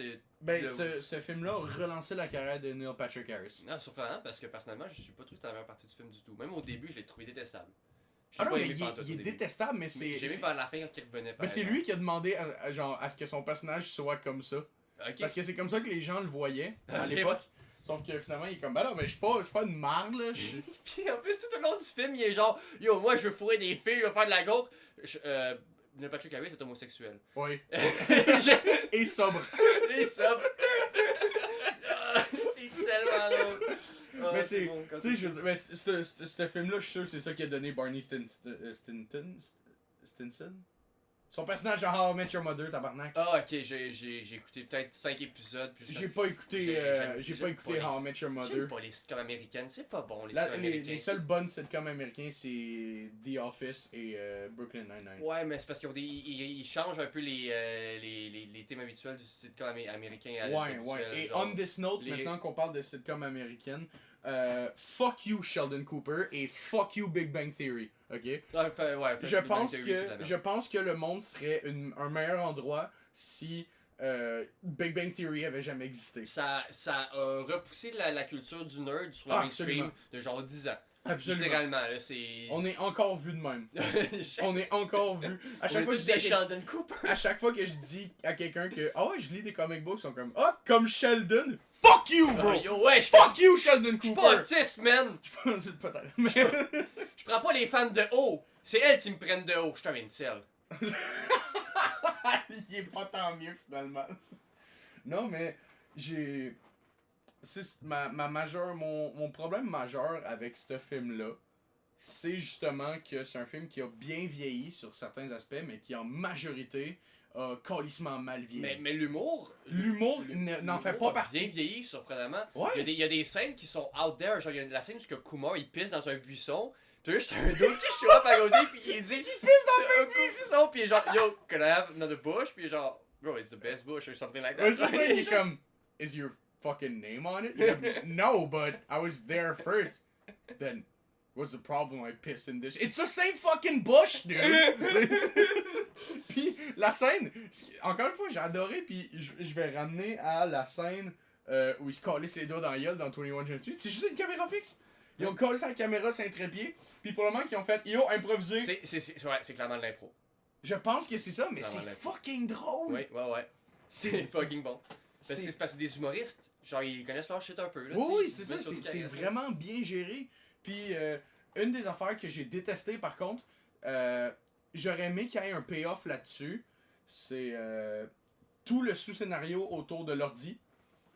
Oui. Partout où ils vont, Harold de son ordi. Ouais. Puis l'ordi se brise, puis c'est pas grave. Ouais, ben c'est pour aider Harold à genre s'émanciper de genre ses responsabilités de travail qui sont un peu Ouais, trop je exagérées comprends, et tout. mais en même temps, ça fait qu'il se rapproche de Kumar, ce qui est calissement pas une bonne affaire. Je là. sais. Non, mais Kumar, à la fin, il est correct, il va devenir médecin. Ouais. Il se tourne un médecin. Ça arrive. Ouais, Ça ben existe. il est supposé devenir médecin, sauf qu'il y a la suite. Harold and Kumar go to Amsterdam. Amène-moi, je vais pas écouter ça. On va Puis pas il y a écouter pris, ils ça. vont en prison aussi, faut pas oublier ça. Ils vont à Alcatraz. Ah ouais? Harold and Kumar go to Alcatraz. Shout out. Guantanamo Bay, excuse. Guantanamo Bay, ok, c'est ça, je trouve C'est ça fait encore plus moins de sens. politically correct comme ça. Oui, c'est ça. Mais non, j'ai bien aimé aussi le problème, c'est que l'entièreté des sous-scénarios sont pas assez développés pour le nombre qu'il y en a. On parle-tu de Freak Show, mais il m'a tellement tapé ses nerfs Freak Show, là, le gars laid, là, que la joke c'est qu'il est laid. Pis La joke, c'est qu'il est laid. Puis sa blonde est fucking chaude. Puis sa blonde est chaude, puis elle veut coucher avec tout le monde. Ouais, puis c'est très prévisible comme scène, là, genre littéralement quand je l'ai vu, j'ai fait ok, lui sa blonde avait être fucking chaude, quelqu'un pas être sa femme et tout. Là, Ah, c'est clair. En fait, dès que j'ai vu Freak Show, j'ai fait yo, c'est Will Ferrell. Mais, c'est-tu Will Ferrell qui joue? Non, c'est pas Will Ferrell. Non, c'est pas Will Ferrell. C'est le gars dans Scary Movie 2 qui joue un gars laid aussi. Ben, right? en fait, c'est juste que le gag dans tous les films de Will Ferrell, c'est que sa femme est fucking hot. Ouais. C'est. Mais c'est Will Ferrell qui écrit ses films, hein, ça paraît. Ouais, C'est ben. Will Ferrell qui Moins écrit ses pire, propres moins films. pire qu'Adam Sandler. Ah ouais. Ou que. Tout le temps, c'est le Hayek, Ouais, la c'est blonde. vraiment Hayek. Puis j'ai vu un meme ce matin qui m'a fait rire et je me suis dit que j'allais le ramener dans l'épisode. In the 2014 movie Chefs, it show John Favreau's Tout le temps chef, man, ça a tellement l'air trash. John chef. Favreau's ex-wife is Sofia Vergara and his current love interest is Scarlett Johansson, which shows that the movie is written, scripted, directed and produced by John Favreau. Chef est un excellent film. Je vais te prendre Mais sur parole. Je vais jamais il y a- l'écouter, mais je vais te prendre sur parole. Cet aspect-là qui est à chier du film, qui est juste comme clairement il voulait Frencher Scarlett Johansson puis il s'est écrit à Frencher Scarlett Johansson parce que le film est basically 1h40 où ce qui dit guys, Iron Man 2 et Cowboy vs Aliens, c'était pas ma faute, j'ai du talent. C'est vraiment ça le film. C'est Ah, j'avoue que Cowboy vs Aliens, j'aimerais ça l'écouter à un moment donné. J'aimerais ça voir ça. pas moi. Ah non! Ah non. Ah non, Daniel Craig, non? Non. C'est pas Daniel Craig qui joue dedans? pense pas. J'espère que c'est Daniel Craig qui joue dedans. Là, c'est John Favreau. Il mérite. J'aime pas John Favreau, à part Chefs. Moi, j'aime juste Iron Man. J'ai détesté Iron Man. Ça, c'est mon hot take de la journée. Hein? Pas Iron Man. c'est Mon hot correct. take de la On journée. en reparlera peut-être dans plusieurs épisodes. Iron Man 3 est un excellent film. Les deux autres Iron Man sont à chier. Puis la raison pour laquelle les gens les aiment, c'est qu'ils sont nostalgiques. Pour la même raison, les gens aiment Iron Man 1 et 2 pour la même raison qu'ils aiment la prélogie Star Wars. Personne n'aime Iron Man 2. Beaucoup de monde aime. Il y a du Iron monde Man 2. qui aime Iron Man 2. La plupart des gens mettent Iron Man 2 over Iron Man 3. en termes de film. Ouais, ça c'est à cause du Mandarin. C'est juste à cause du Mandarin que les gens disent ça. Et encore le mandarin, c'est. Mais il est drôle, le Mandarin, là. Mais c'est ça son personnage dans les comics! C'est une caricature raciste! C'est ça! Genre, littéralement, Sean Black c'est probablement le seul qui a lu un comics du Mandarin. Ah, ok. Ben, parce que c'est ça dans les comics. Okay. Dans les comics, c'est des pouvoirs magiques. Ouh. Mais c'est pas le Nemesis Iron Man, justement, ça? Tony Stark, c'est pas son Nemesis? Non, le Nemesis à Tony Stark, c'est lui-même. Ok. C'est toute l'histoire. Wow, monsieur métaphore, là, c'est quoi, t'es un artiste à Star, là, tu fais de l'art? Son plus gros ennemi, c'est l'alcoolisme. Genre, legit. Nomme-moi un méchant d'Iron Man. Attends, j'ai vu la série où il était genre au collège avec genre du monde là, puis genre il est juste Tony Stark, mais genre au collège là dans la Nomme-moi un méchant d'Iron Man. War Machine. C'est son meilleur chum. Whiplash. Ok, je Pas le film, mais Mickey Rourke. Not my fucking tempo! Oh, man. Tony Stark, we meet again. Not my fucking tempo! je veux ce film-là maintenant. Je veux juste voir le prof de musique dans Whiplash qui va contre Iron Man. Alright, pour revenir sur Harold and Kumar. Oui, c'est vrai, on a beaucoup une grosse C'est ça. Je parlais des sous-scénarios. Donc, on a le sous-scénario de l'ordi qui se finit en l'ordi est pété et c'est pas grave.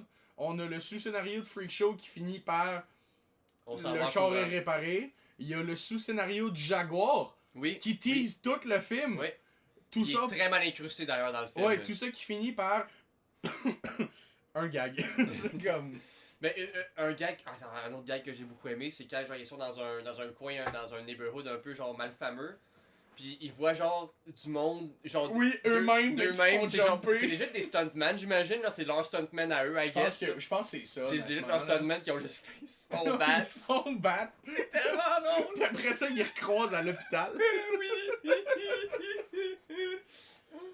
Oh, mais c'est ça, il y a une couple de sous-scénarios comme ça qui est comme.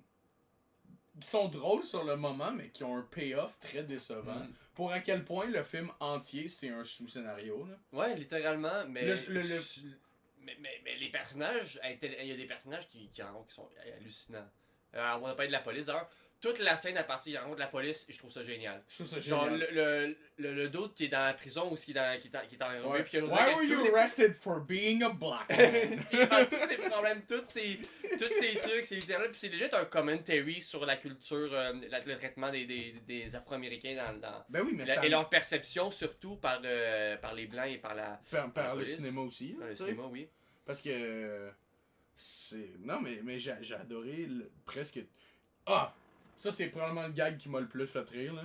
C'est, justement, quand Harold et celui-là, j'ai dû mettre pause au film tellement que je broyais de rire, là. Oh, wow. Le gag... Mais j'ai un humour très slapstick. J'adore un bon slapstick me fait broyer de rire, là. Ouais. Mais c'est justement, Harold est dans la cellule. T'as Kumar, t'entends juste la voix parce que tu comprends qu'il est des tuyaux d'aération en haut. Oui. Puis là, il est comme, no, I don't want your help. Alright, then I'm leaving.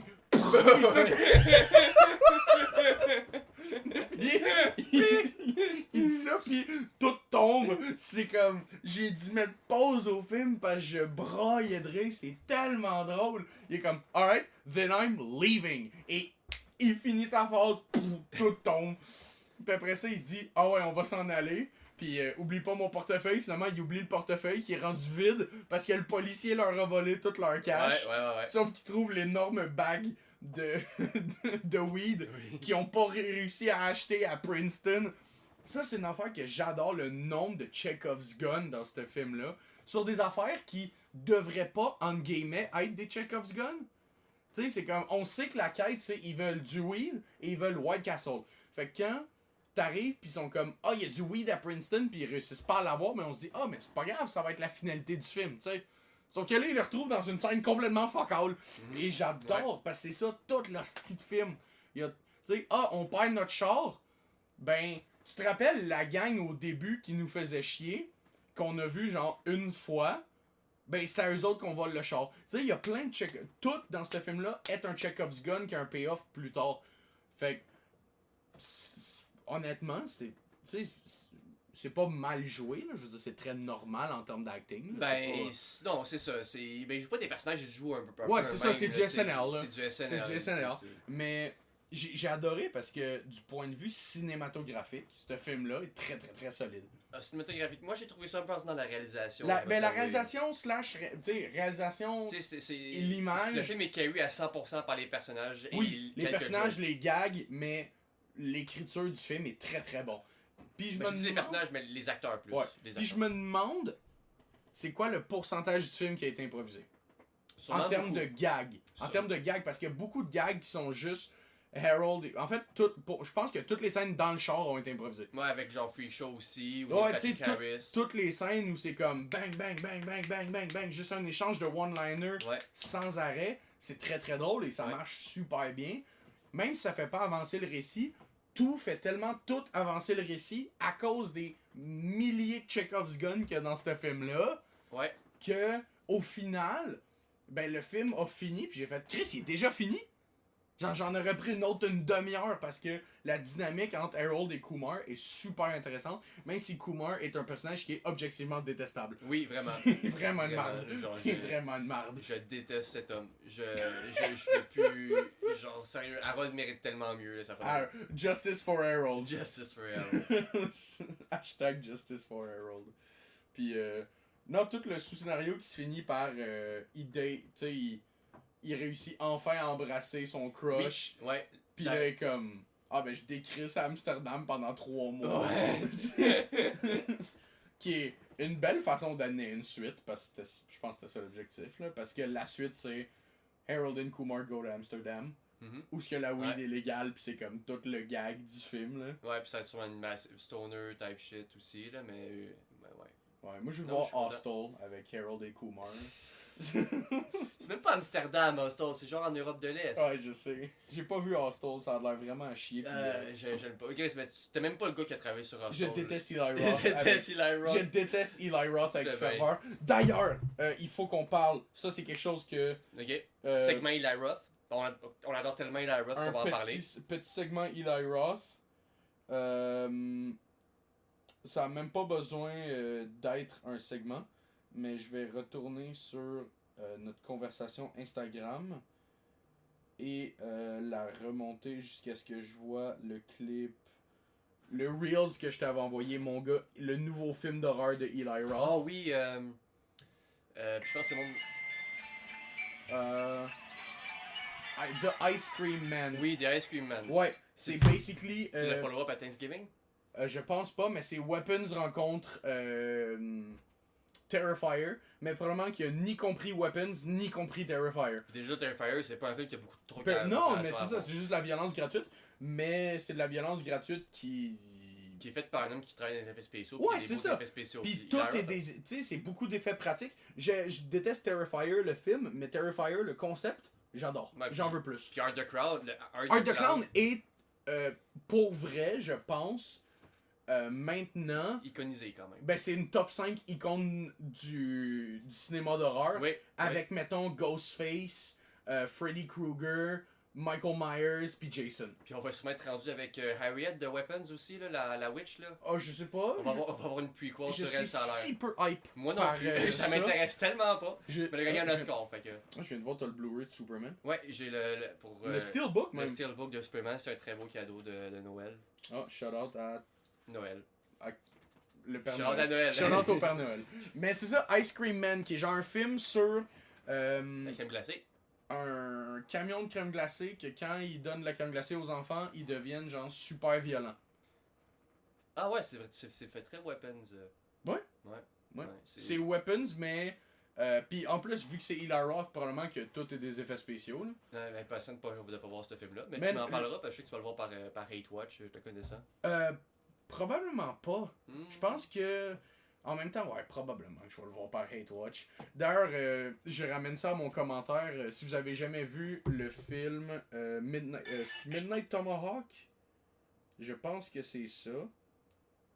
Bone Tomahawk? Bone Tomahawk, c'est ça. Le film de S. Craig Zoller, qui est un bon réalisateur. Je l'ai pas encore vu, mais les trois, il y a Drag Across Concrete, Bone Tomahawk Et Brawl in Cell Block 99, shout out à Axel Wave qui m'a fait découvrir Escrack Zoller.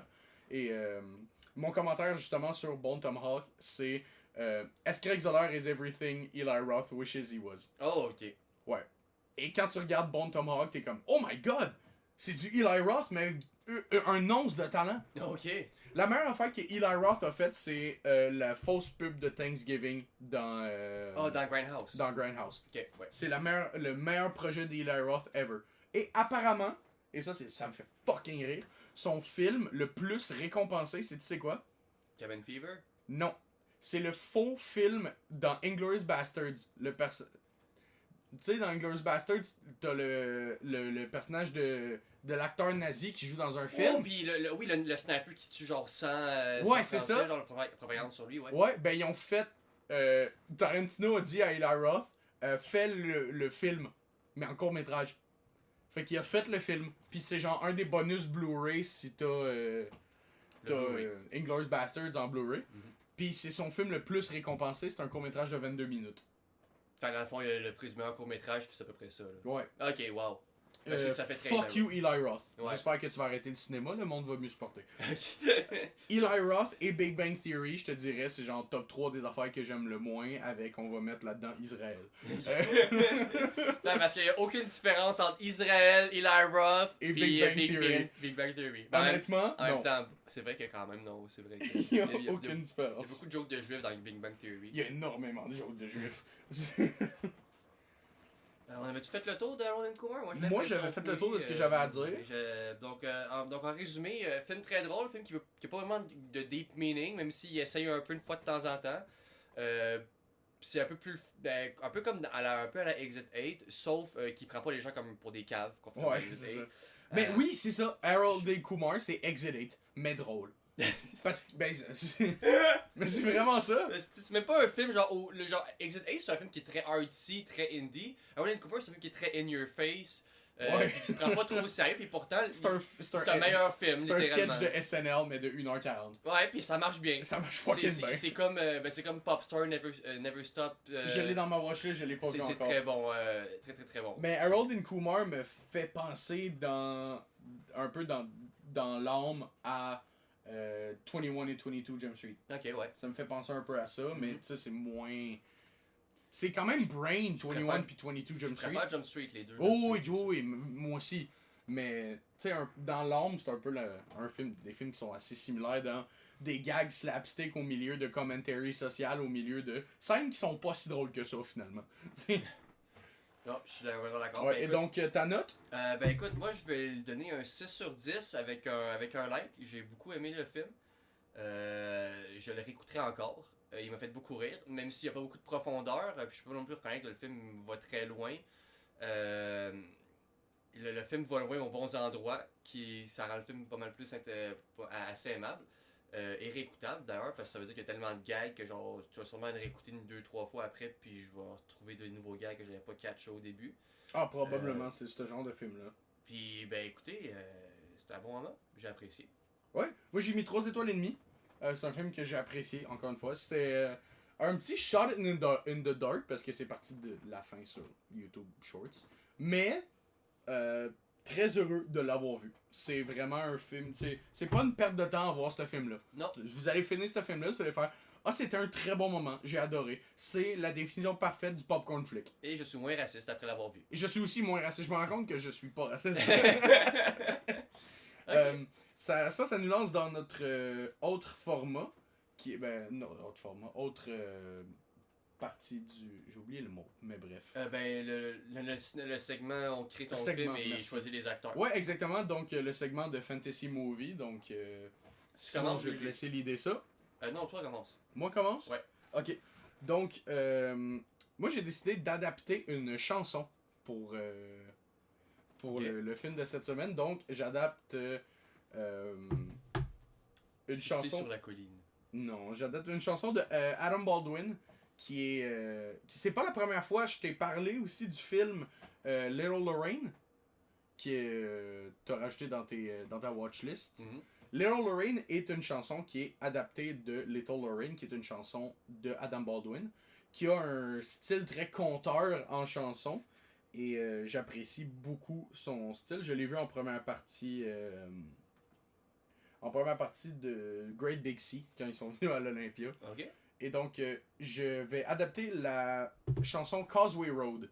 Mais je vais la changer un peu parce que l'histoire est très très concise. Ah, tu changes le source material, pourquoi tu fais Parce que c'est une adaptation Pourquoi t'adaptes le source material puis tu changes des trucs, ça fait aucun sens, voyons donc. Pourquoi tu veux l'adapter au nouveau format, ça fait aucun sens. Donc, Fait exactement la même chose. je te là. couche, baby. Donc, dans ce film-là, tu vas avoir 3 personnages à caster, mais 6 acteurs à choisir. Parce que tu vas les caster la version World War II et la version années 70. Ok. Donc, le film se lance dans des tranchées dans la Deuxième Guerre mondiale où le film s'ouvre sur notre personnage principal, Arthur. Arthur est un soldat qui est à la guerre avec son frère, Toby. Donc, Toby et Arthur sont à la guerre. C'est toutes les scènes de guerre, by the way, se passent la journée. Ok. La première partie du film, c'est les 2 frères qui, avec leur bataillon, tu peux bien faire 1 ou 2 caméos pour leur commandant. Ouais, tiens, t'as casté leur commandant dans la Deuxième Guerre mondiale. La première partie du film, c'est les 2 frères qui prennent le temps de libérer une ville en France, une petite ville. Qui, à la fin de cette libération-là, ils réussissent. Aucun des frères est mort, mais Toby est touché à la jambe. Donc, il finit la campagne blessé à devoir se faire amputer une jambe. Et ça permet... Ils ont quel âge les deux? Mi-vingtaine. Ok. Mi-vingtaine. Ils se sont engagés par eux-mêmes, tu sais. Donc, les 2 frères décident de rentrer au pays, mais avant ça, les 2 frères décident de rester en France un petit peu. Et c'est là que Arthur, notre personnage principal, rencontre Camille, sa femme, qui va devenir plus tard sa femme. Et ils ont une belle date. Est-ce qu'elle est française? Elle est française. Ok. Donc tu dois avoir 2 actrices françaises. Ok. La première partie du film, qui est littéralement part 1 puis part 2, se termine sur un coucher de soleil que les 2 amants regardent ensemble. Et là s'ouvre sur la deuxième partie 30 ans plus tard. Donc dans les années 70, où maintenant Arthur est beaucoup plus vieux, beaucoup plus magané par la vie, et il est rendu minier. Il travaille que de nuit. La deuxième partie du film se passe entièrement la nuit. Ok. C'est le contraste. Que sa vie était presque plus heureuse quand il était à la guerre. Mhm. On apprend aussi que Camille est enceinte et que Arthur est devenu chansonnier. Donc, dans la mine, il amène sa guitare, joue de la guitare pour les autres mineurs. Et son frère, qui a été blessé à la guerre, ne travaille pas. Et a acheté la maison en face d'eux, au bout de Causeway Road. Qui est le titre du film, tu comprends? Callback, he said the thing. What are we, some kind of Suicide Squad? Ouh, sorry Jack meme, sorry Jack meme. Ouais, c'est ça. Donc, on apprend que, par Arthur, parce que lui il l'apprend en même temps, que le bébé de Camille, c'est pas le sien, c'est celui de son frère. Mhm. Que depuis qu'ils sont revenus de la guerre, Camille et Toby couchent ensemble, allègrement, la nuit. Il manquait pas une jambe à Toby? Ouais, Ok. c'est pour ça qu'ils travaillent pas. Ok. Donc, pendant que Arthur est au travail. Ce qui l'amène à être de moins en moins... C'est lequel le plus vieux des deux? Arthur est un petit peu plus vieux. Ok. Donc, ce qui amène Arthur, en sachant que sa femme fourre allègrement son frère et qu'il commence à avoir un peu moins d'argent parce qu'il y a des nouvelles technologies qui arrivent. On est dans les années 70. Ouais. Il est plus vieux. Ça l'amène à faire des erreurs à la job, ce qui met en danger lui et ses collègues. Jusqu'à ce que un beau jour, il décide de se saouler la gueule, d'aller au casino et il perd l'entièreté de ses savings sur des courses de chevaux. Il doit revenir à la maison, à dire ça à sa femme, qui lui dit ensuite, bon ben mon grand, tu vas faire des heures supplémentaires à la job. Ce qui l'amène à travailler un 36 heures de suite et à faire une erreur avec la dynamite, ce qui scelle l'entrée de la mine. Mhm. Il est maintenant pris avec ses collègues dans la mine. Et le film se termine sur lui qui écrit la chanson Causeway Road de Adam Baldwin. Ce qui amène sur la fin du film qui se finit par I'll be the last one of them alive in here. Parce que toutes les autres sont en train de mourir d'asphyxiation ou sont morts par sa faute. Le film se finit vraiment, vraiment très triste sur le générique qui part avec la chanson Causeway Road de Adam Baldwin. Et on remarque aussi, parce que c'est une phrase dans la chanson qui m'a vraiment, vraiment touché. Il dit I haven't seen real sunlight since 1945. Fait que la nuit s'est couchée sur sa vie quand il est revenu de la guerre. Tout a commencé à chier quand il est revenu de la guerre. Ok, parfait. Là, tu m'as dit qu'il y avait 2 actrices françaises. C'est qui la première à part Camille d'abord? Ben, Camille, Deuxième Guerre mondiale, puis Camille, années 70. Ok, Arthur, Deuxième Guerre mondiale, puis Arthur, années 70. Je peux pas juste prendre le même acteur puis utiliser des. Ben, c'est un petit défi que je te donne. Ok.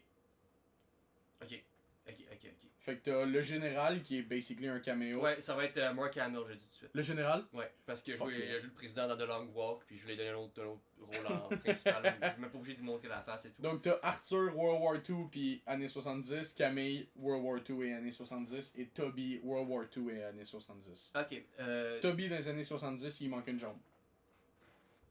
Parce qu'il a perdu sa jambe à la guerre. Ouais, non, ça c'est bon. Ben, ce que je sais, c'est que je pense que Arthur, années 70, ça va être Miles Teller. Ok! Puis Arthur Post. Non, excuse. Arthur World War II, ça va être Miles Teller. Ok. Puis Arthur, années 70, ça va être Adrian Brody, parce qu'elle a beaucoup plus triste que Miles Teller. J'aime. Elle est beaucoup plus triste. Maintenant, Camille. Oui. Camille, années 70, ça va être Audrey Tautou, qui a joué dans Amélie, notamment pour Amélie. Audrey. Ouais, mais elle a un peu de make-up, puis elle va avoir l'air assez jeune, là. Comment son nom de famille s'écrit? C'est Tautou. bon. Ah, ben oui, ok. Puis après, sa version plus vieille, ça va être Charlotte Gainsbourg. Ce qui fait du sens. Ah ouais? Hein? Ah ouais? Ben, c'est une actrice française. Ils ont genre 5 ans de différence. Ben non, mais c'est une actrice française. Audrey Tautou, elle a 49 ans. Ben, elle a de l'air très jeune. Ouais, elle paraît bien.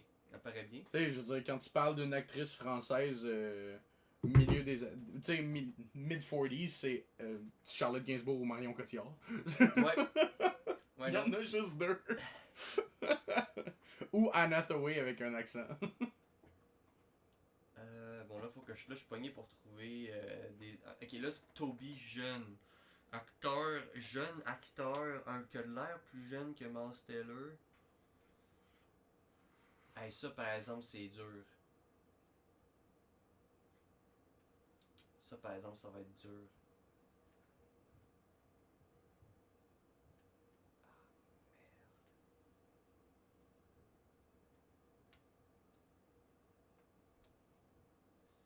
Donc, je vais meubler pendant ce temps-là. Attends, c'est quoi la version. Je sais que la version plus vieille, je veux Jesse Plemons parce que j'aime beaucoup Jesse Plemons. Ok.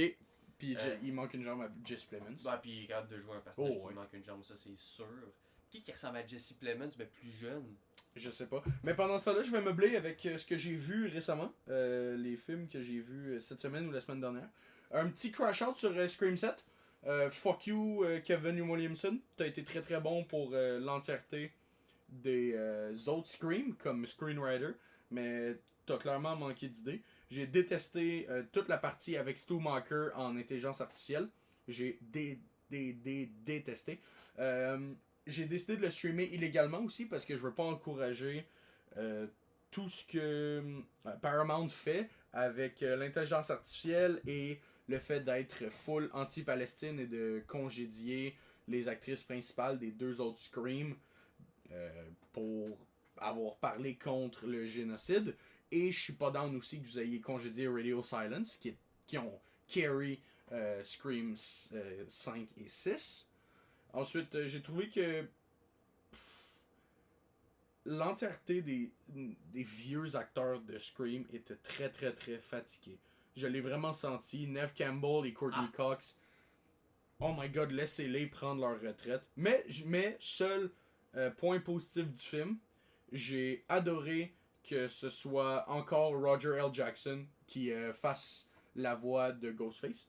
Et j'ai trouvé la mort de Anna Thurman, qui est jouée par McKenna Grace. Ultra violente et vraiment cool. Ça m'a fait penser à le premier kill dans Scream 4. C'était ma petite critique rapide de Scream 7. Tout ça pour un 2 étoiles et un Never Wanna See Again. Parfait. J'ai trouvé mon acteur jeune. Ouais. Mon jeune Jesse Plemons, ça va être Gaten Matarazzo. Oh, Gaten Matarazzo? Oui, merci. Gaten Matarazzo. Ok. Parce qu'il a l'air un peu chubby aussi. Ouais, donc Et World War grosse II, on a donc les versions World War II des personnages. Ça va être Miles Teller et Gaten Matarazzo. Ok. En grandissant, ils vont devenir respectivement Adrian Brody et Jesse Plemons. J'aime la dynamique. Le commandant va être Mark Hamill. Et la jeune Camille va être jouée par Audrey Tautou. Et la vieille sera jouée par Charlotte Gainsbourg. J'aime bien. Puis si tu veux donner un réalisateur juste pour le fun. Genre une vibe que tu imagines. Qui pourrait faire du drama. Attends, ben je sais. On en a parlé tantôt, fait que j'aurais pas le choix de le dire.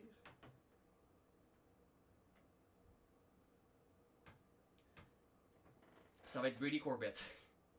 Brady Corbett, parce qu'il a fait The Brutalist. Ah, ok. Parce que j'arrête pas de penser à The Brutalist puis à Adrian Brody. Fait que c'est ça qui vient en tête. Bon. Et donc, ton film Hey, pour cette semaine? Je vais te décevoir parce. Ah non, mais là, je suis dans un synopsis, non? C'est ton tour de faire un synopsis. Oui, non? c'est ça. Parce que j'ai pas utilisé de l'AI pour rien, là. J'avais pas vraiment le temps de penser à un synopsis, fait que j'ai demandé à AI de faire un synopsis pour moi. C'est que je t'haïs. Ça s'appelle L'écho de l'origine. Je l'ai fait littéralement, je t'ai vu rentrer chez nous puis je l'ai tapé sur mon sel. Je te déteste. je te méprise. Ok, donc dans un futur proche où le silence est devenu une ressource naturelle protégée, ça n'a fait aucun sens. Le silence est une ressource naturelle protégée. C'est Mad Max mais avec le son, man. Non, mais fait que les gens peuvent parler ou les gens doivent pas parler? Est-ce qu'il faut que les gens parlent sans arrêt ou qu'ils parlent jamais? Je sais pas, ils sont pas rendus là encore. Ok. Une équipe de pisteurs acoustiques est envoyée dans les ruines d'une cité engloutie sous le sable. Leur mission, retrouver l'enregistrement original du premier mot jamais prononcé par l'humanité. C'est donc bien génial! Je l'ai pas lu jusque-là, hein. Une fréquence capable, selon la légende, de soigner la démence sonore qui frappe la population mondiale. Alors qu'une tempête de sable électromagnétique s'approche, l'équipe réalise que le bruit qu'il traque n'est peut-être pas une onde, mais une entité qui ne veut pas être découverte. 5 personnages. Ok, ça, je te le dis tout de suite, mon casting va être mid-2000 parce que je viens d'avoir plein d'idées. Ok. Ça fait très un peu... Film d'aventure mid-2000. Ouais, ça fait très Stargate un peu, je trouvais. Ouais. Cheap sci-fi aussi, même si j'aime beaucoup Stargate. Donc, le capitaine Elias Thorne, un vétéran fatigué et cynique hanté par une mission passée qui a coûté l'audition à son ancienne équipe. Donc, ils ont plus dit oui, ok. Il est le pilier moral, mais il est au bord de l'effondrement. Sloane, l'ingénieure du son prodige. Elle est capable de lire les vibrations du sable à main nue.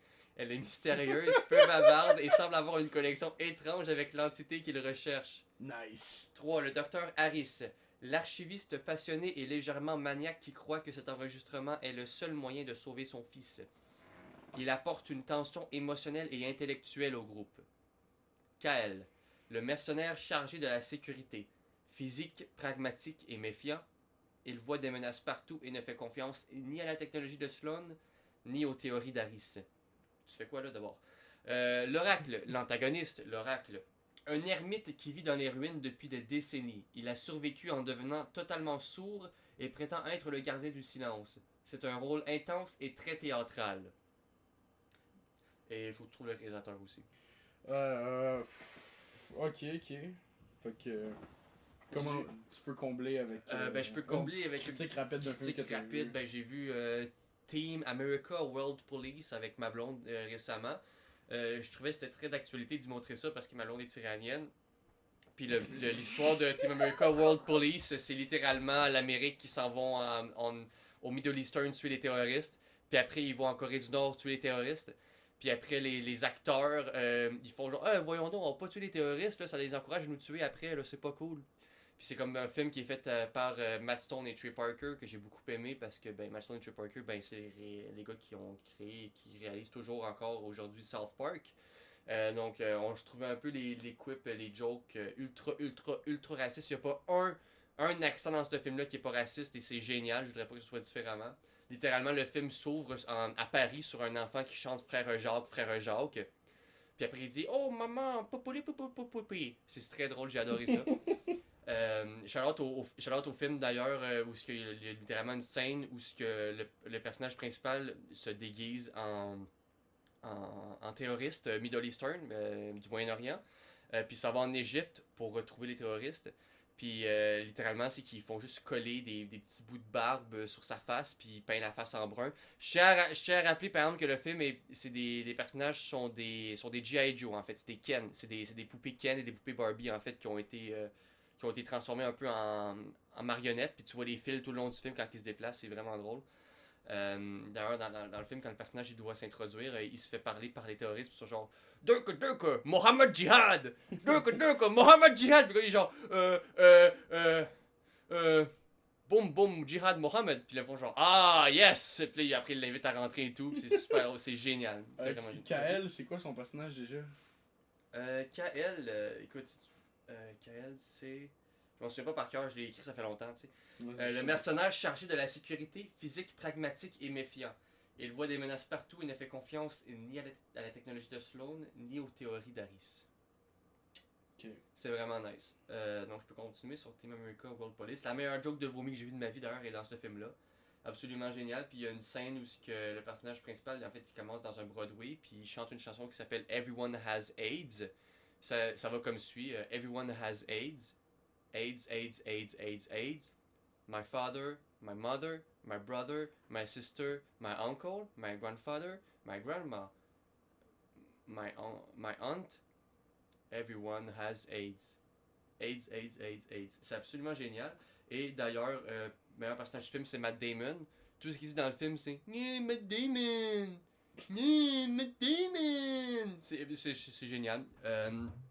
Puis après, dans le fond, l'histoire du film, c'est que les vrais acteurs d'Hollywood, genre Sean Penn, Tim Robbins, puis genre Matt Damon, ils forment la Federation of Actors Guild, la FAG, pour contrer les plans du gouvernement américain, parce qu'ils trouvent que si le gouvernement arrête pas de bombarder des pays genre l'Égypte ou Paris, ou la Corée du Nord pour trouver les terroristes, c'est ça qui pousse les terroristes à attaquer les États-Unis, genre.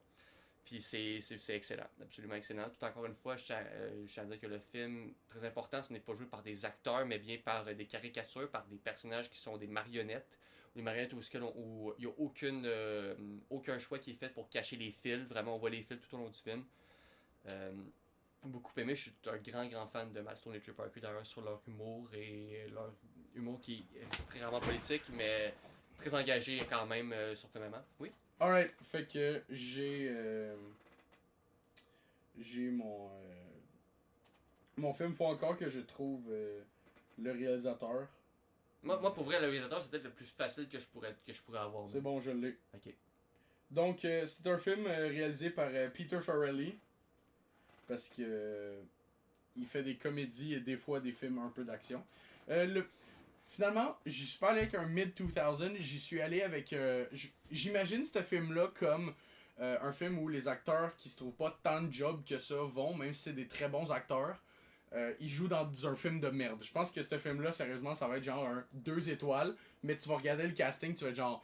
Comment ce casting-là donne un 2 étoiles? Sean William Scott incoming? Non. Oh, même pas! Non, je me suis donné un défi. Je me suis dit que j'allais pas mettre Sean William Scott. Fait que... donc, pour Elias Thorne, qui était notre personnage principal, j'ai mis Will Smith. Pour la Dr. Sloan, j'ai mis Sandra Bullock. Ok. Dr. Harris, qui est plus comme le gars savant. obsédé, ouais, c'est ça, j'ai mis Gareth Edlund. Ok, oui. Tu vois de qui je parle? Non, je vais le googler tout de suite. Continue. Pour KL, qui est celui qui doute, j'ai mis Martin Freeman. Parce qu'il a vraiment besoin de job live. Oui, continue. Madame Martin Freeman? Ouais, hein? Ouais, Martin Freeman a besoin de job. Mais pour vrai, est-ce qu'il y a vraiment tant besoin de job que ça? Je suis sûr qu'après Sherlock qui est rendu millionnaire. Probablement. Pour l'Oracle, j'y suis allé avec Troy Kutzer. C'est sûr que tu le connais pas. Il a joué. Je me suis dit, écoute, c'est un film qui parle de surdité, fait qu'autant y aller avec un acteur qui est sourd. C'est lui qui joue le père dans Primate. Le film où il y a un singe qui tue du monde. Qui se passe dans une piscine. J'ai tellement pas apprécié ce film-là. J'ai détesté ce film-là, mais j'ai trouvé cet acteur-là super bon. Oui, Puis j'ai trouvé Kutcher, que oui. la séquence la plus intéressante, c'était la séquence qui était de son point de vue où on n'entend rien. Oui, moi aussi. Oui, je suis d'accord. Ça a été la séquence la plus intéressante C'est du ce qui film. fait peur. Et ça fait peur parce qu'il y a du C'est silence. terrifiant. C'est terrifiant. Oui. Puis c'est ça. Fait que voilà mon film. Et par Peter Farrelly parce que ça va être genre 2 étoiles. Je suis déçu que t'aies pas pris Roland Emmerich comme réalisateur parce que c'est en plein dans son genre de film. Man, Moi, c'est ça moi, je m'attendais à ce que tu dises Roland Emmerich, mais c'est peut-être pas assez théorie du complot pour être un film de Roland Emmerich. Non, c'est pas assez théorie du complot. C'est pas assez genre 2012, The Day of Tomorrow, Moonfall, 10 000 Universal Soldier, 10 000 BC, what the fuck, il a fait 10 000 BC. Oh, ça c'est un poster.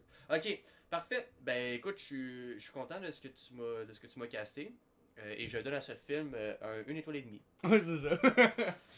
Et donc, quel film tu as vu depuis la dernière fois qu'on s'est parlé? J'ai vu. Ouais. J'en ai vu beaucoup trop, man. Tu veux qu'on fasse le tour rapidement? Ben, t'es pas obligé de toutes les nommer. Ouais, vas-y, nomme-les. Nomme les films avec la note que tu leur as donnée. Ok, donc je parlais de Team America World Police, j'ai donné un 8 sur 10. Le Super Mario Galaxy Movie, j'ai donné 3 sur 10. Et je l'ai détesté ce film-là. C'est vraiment le seul bon point du film, c'est l'animation, les acteurs, les animateurs ont été très bien crunchés. Apparemment le design de Fox Whatever était super bon. Oui, puis la musique est excellente, mais c'est la musique de Super Mario Galaxy aussi. Ouais. J'ai vu Hoppers, très drôle, puis c'est un très bon film aussi, quand même très engagé. The Strange Thing About the Johnsons, qui est un court-métrage de Ari Aster sur le fils qui veut fourrer son père. J'ai ça dans ma liste. C'est à cause de Owen. Parce qu'on m'avait envoyé un reel, puis c'était sur ça. Non, même pas. C'est juste que je me renseignais sur Ari Aster, puis j'ai vu ça dans sa filmographie. C'est bien. C'est un bon début de... C'est très bien réalisé. Puis j'ai vu Baskin aussi, mon ouverture au cinéma d'horreur turc. C'était pas bon. C'est très précis. Vraiment pas bon. Ça avait l'air vraiment juste d'une grosse maison hantée à high budget, puis ils ont juste bougé la caméra un peu dedans. Okay. C'était très cliché, genre très violent. Genre Hell House LLC, mais sans idée. C'est littéralement un groupe de policiers qui stumble par hasard dans une forêt, qui trouve un culte religieux où que tout le monde est plein, se couvre de sang puis s'encule. C'est littéralement ça. Genre, ils tombent sur des cannibales qui s'enculent, qui sont couverts de sang. Puis à un moment donné, il y a un nain qui s'en vient parce que le nain, c'est le leader du culte. Puis il veut leur arracher les yeux, puis la langue, puis les rentrer dans le culte, dans le fond. Genre, puis c'est vraiment pas bon. Ok. C'est tout. Ça fait le tour depuis. Après ça, c'était Exit 8 et tout, puis là, on vient. Ok. Donc, j'ai vu Fresh, qu'on a vu ensemble, où j'ai mis 3 étoiles et demie. Oui. Honnêtement, j'ai adoré. J'ai trouvé ça vraiment cool, une belle twist. Faut juste préciser que moi, mon rating est basé sur 10, parce que j'aime ça éviter les ennemis. Puis. Je peux le baser, je vais le mettre sur 10 Non, non, mais là, sur 5, là, c'est ton rating à toi, là, c'est ton émotion. 4 sur 10 à Scream 7. Fuck you, Kevin Williamson, fuck you! Ok. Ensuite, on a Harold et Kumar Go to White Castle. J'ai vu Mother Mary, que je te conseille. Oui, le film avec Anna Hathaway. Anna Hathaway. C'est Anna Hathaway et Michaela Cole, que vous connaissez de Star Wars et Black Panther. C'est impossible à décrire comme film. Je vous dirais c'est un mix de Sabrina Carpenter, Céline Dion et Taylor Swift, mais lesbienne avec une histoire de fantôme. J'ai apprécié 4 étoiles et demie, donc ça fait 9 sur 10. Wow! Je vais aller le voir. Ouais. Je vais sûrement aller le voir. Swapped, que j'ai vu sur Netflix. Je me suis dit, j'ai le goût d'un petit film d'animation, j'ai pas le goût d'une grosse prise de tête. J'ai adoré le film. Ah ouais? Ouais, Swapped, 8 sur 10. Et là où tous ceux disent, oh my god, le twist il est tellement dur à voir. Non. Ok, je vais parfait. Le twist est vraiment pas dur à voir. Je te spoilerai pas. Ouais. Mais ouais, non, le twist est pas étonnant. Le film m'intéressait beaucoup jusqu'à ce que je vois Tracy Morgan dans la liste des acteurs. Je vais t'avouer si je trouvais ça plus dur, mais. Ah, il est hilarant. Ah ouais? Il fait vraiment bien sa job dans le film. Wow, T'aimes pas Tracy Morgan?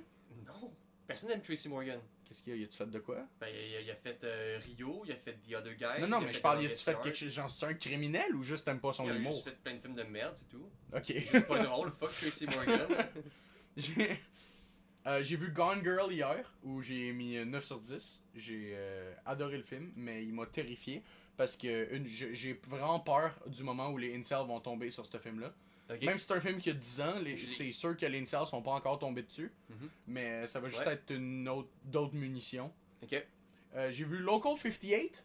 Je sais pas si tu connais. Non. C'est une série de courts-métrages de quelques minutes sur YouTube. C'est ça qui a vraiment popularisé le analog horror. Et ben, c'est lui qui le fait le mieux. Ah, ok, wow. Ça et Mandela Catalogue, c'est vraiment eux qui le font le mieux Ok. en termes d'horreur analogue. Très très bien, c'est tough à comprendre. C'est le genre d'affaire que j'attends une vidéo de 4 heures de Feld-Up pour qu'il m'explique en long et en large tout ce que j'ai pas compris. Parce qu'il y a beaucoup de choses que j'ai pas compris. Parfait. Et pour terminer, j'ai vu Police, où j'ai mis 4 étoiles. Je viens d'apprendre là, en route vers le tournage, que Joey Starr était un criminel sexuel pédophile. Ce que je trouve très, très ironique. Techniquement, il l'est encore, mais. Qui joue dans ce film-là. Es-tu mort, Joey Star? Non, pas encore, Fait malheureusement. il est encore criminel pédophile. Oh, ouais. Où j'ai mis 8 sur 10, j'ai bien aimé. J'ai vraiment bien aimé. Faut vraiment que Mai Wen arrête de s'intégrer dans ses propres films parce qu'à chaque fois, c'est la pire partie. Ok. Mai Wen est une réalisatrice très très bonne, mais très piètre actrice. Parfait. Voilà. Et donc, c'est l'heure de tes recommandations, Simon. Ah bon? Ben oui, tes recommandations. Ma recommandation, tu veux dire pour le prochain épisode, right? Ben non, mais la semaine passée, je t'avais recommandé Medieval Times ou Heroic Times. Non. Oui. Non. Un film que t'aimes bien J'ai jamais et que vu ça. tu recommandes aux gens. Ben écoute, Team America Award, tu me mets un peu sur le cul, là. Tu me mets Non, on the spot, tabarnak, là. on avait fait ça la semaine passée. Réécoute l'épisode si tu veux. Moi, j'avais recommandé The Pied Piper. Le Ok. film d'animation en Ok. bois. Ok, oui. Où il y a... Oui, tu t'en rappelles, là? Peut-être. Bon. Un Mais film que... je pensais que tu m'en avais parlé après l'épisode. Non, non, non. Ok. J'en ai parlé pendant. Parfait. C'est enregistré. Mais c'est Ouais. correct. Une recommandation, un film que t'as aimé. Que tu recommandes aux gens qui écoutent Ben, c'est pas ça qu'on vient de faire un peu. notre podcast. Ben, Team America World Police, Ok. je vais jamais glaze assez ce film-là, c'est absolument génial comme humour. Bon. Pour moi, ça va être le film 310 to Yuma, la version de 2010. Ouais, ok. Non, Même. pas la version de 1900... Pas la version de 1957. Ok. Sucks to be you. Tu l'as-tu vu? Est-ce que je l'ai vu? Parce que... C'est pas dans la Dollar Trilogy, hein, ça, non, hein? Non, pas en tout. Mais 310 to Yuma, le nouveau, Oh. 2007, par James Mangold. Ok, oui. Avec Russell Crowe, Christian Bale, Peter Fonda, il y a Ben Foster, Alan Tudyk. Le film est... j'y suis allé avec très peu d'attente. J'allais me dire, ah ben écoute, c'est un autre western bien correct, c'est juste... Tu sais, ça va être un Million Ways to Die in the West, mais pas drôle. Uh-huh. Et finalement, c'est un excellent western qui comprend tous les... À la fin de ce film-là, j'ai booté Red Dead Redemption 2. Wow. Oh ouais, j'avais le goût d'être dans cet univers-là. Ok, C'est mon western préféré. Ok, ben j'aurais peut-être pas le. J'ai peut-être mauvaise attitude par rapport à ça. Faudrait que je donne. Ben, j'aurais donné une chance. Tu sais, je veux dire, c'est un film commercial du milieu des années 2000. Fait Ok. que t'as tendance à Ça le dire... rend supérieur au film commercial d'aujourd'hui, dans le fond. Oui. Ok. Non, mais les films commerciaux des années 2000 sont overall assez mauvais et assez médiocres en majorité. Ouais. Mais c'est Diamond in the Rough pour ce film-là. Ok, nice. Ouais. Nice. Là, on va passer pour le prochain épisode. Oui, quel film on doit regarder pour le prochain épisode? Parfait, ça me fait plaisir. Moi, je voulais commencer à te recommander des films un peu plus vieux Ok. de l'histoire. Mais le problème, ce que j'ai avec les films plus vieux, c'est que des fois, regarder un film vieux, tu te dis, ah ben c'est intéressant, mais des fois, tu te forces un peu à le regarder parce qu'on dirait quasiment un peu un devoir, genre un vieux film en Ouais. noir et blanc, un peu slow et tout. Fait que je suis resté quand même dans quelque chose d'un peu convivial, très aventure.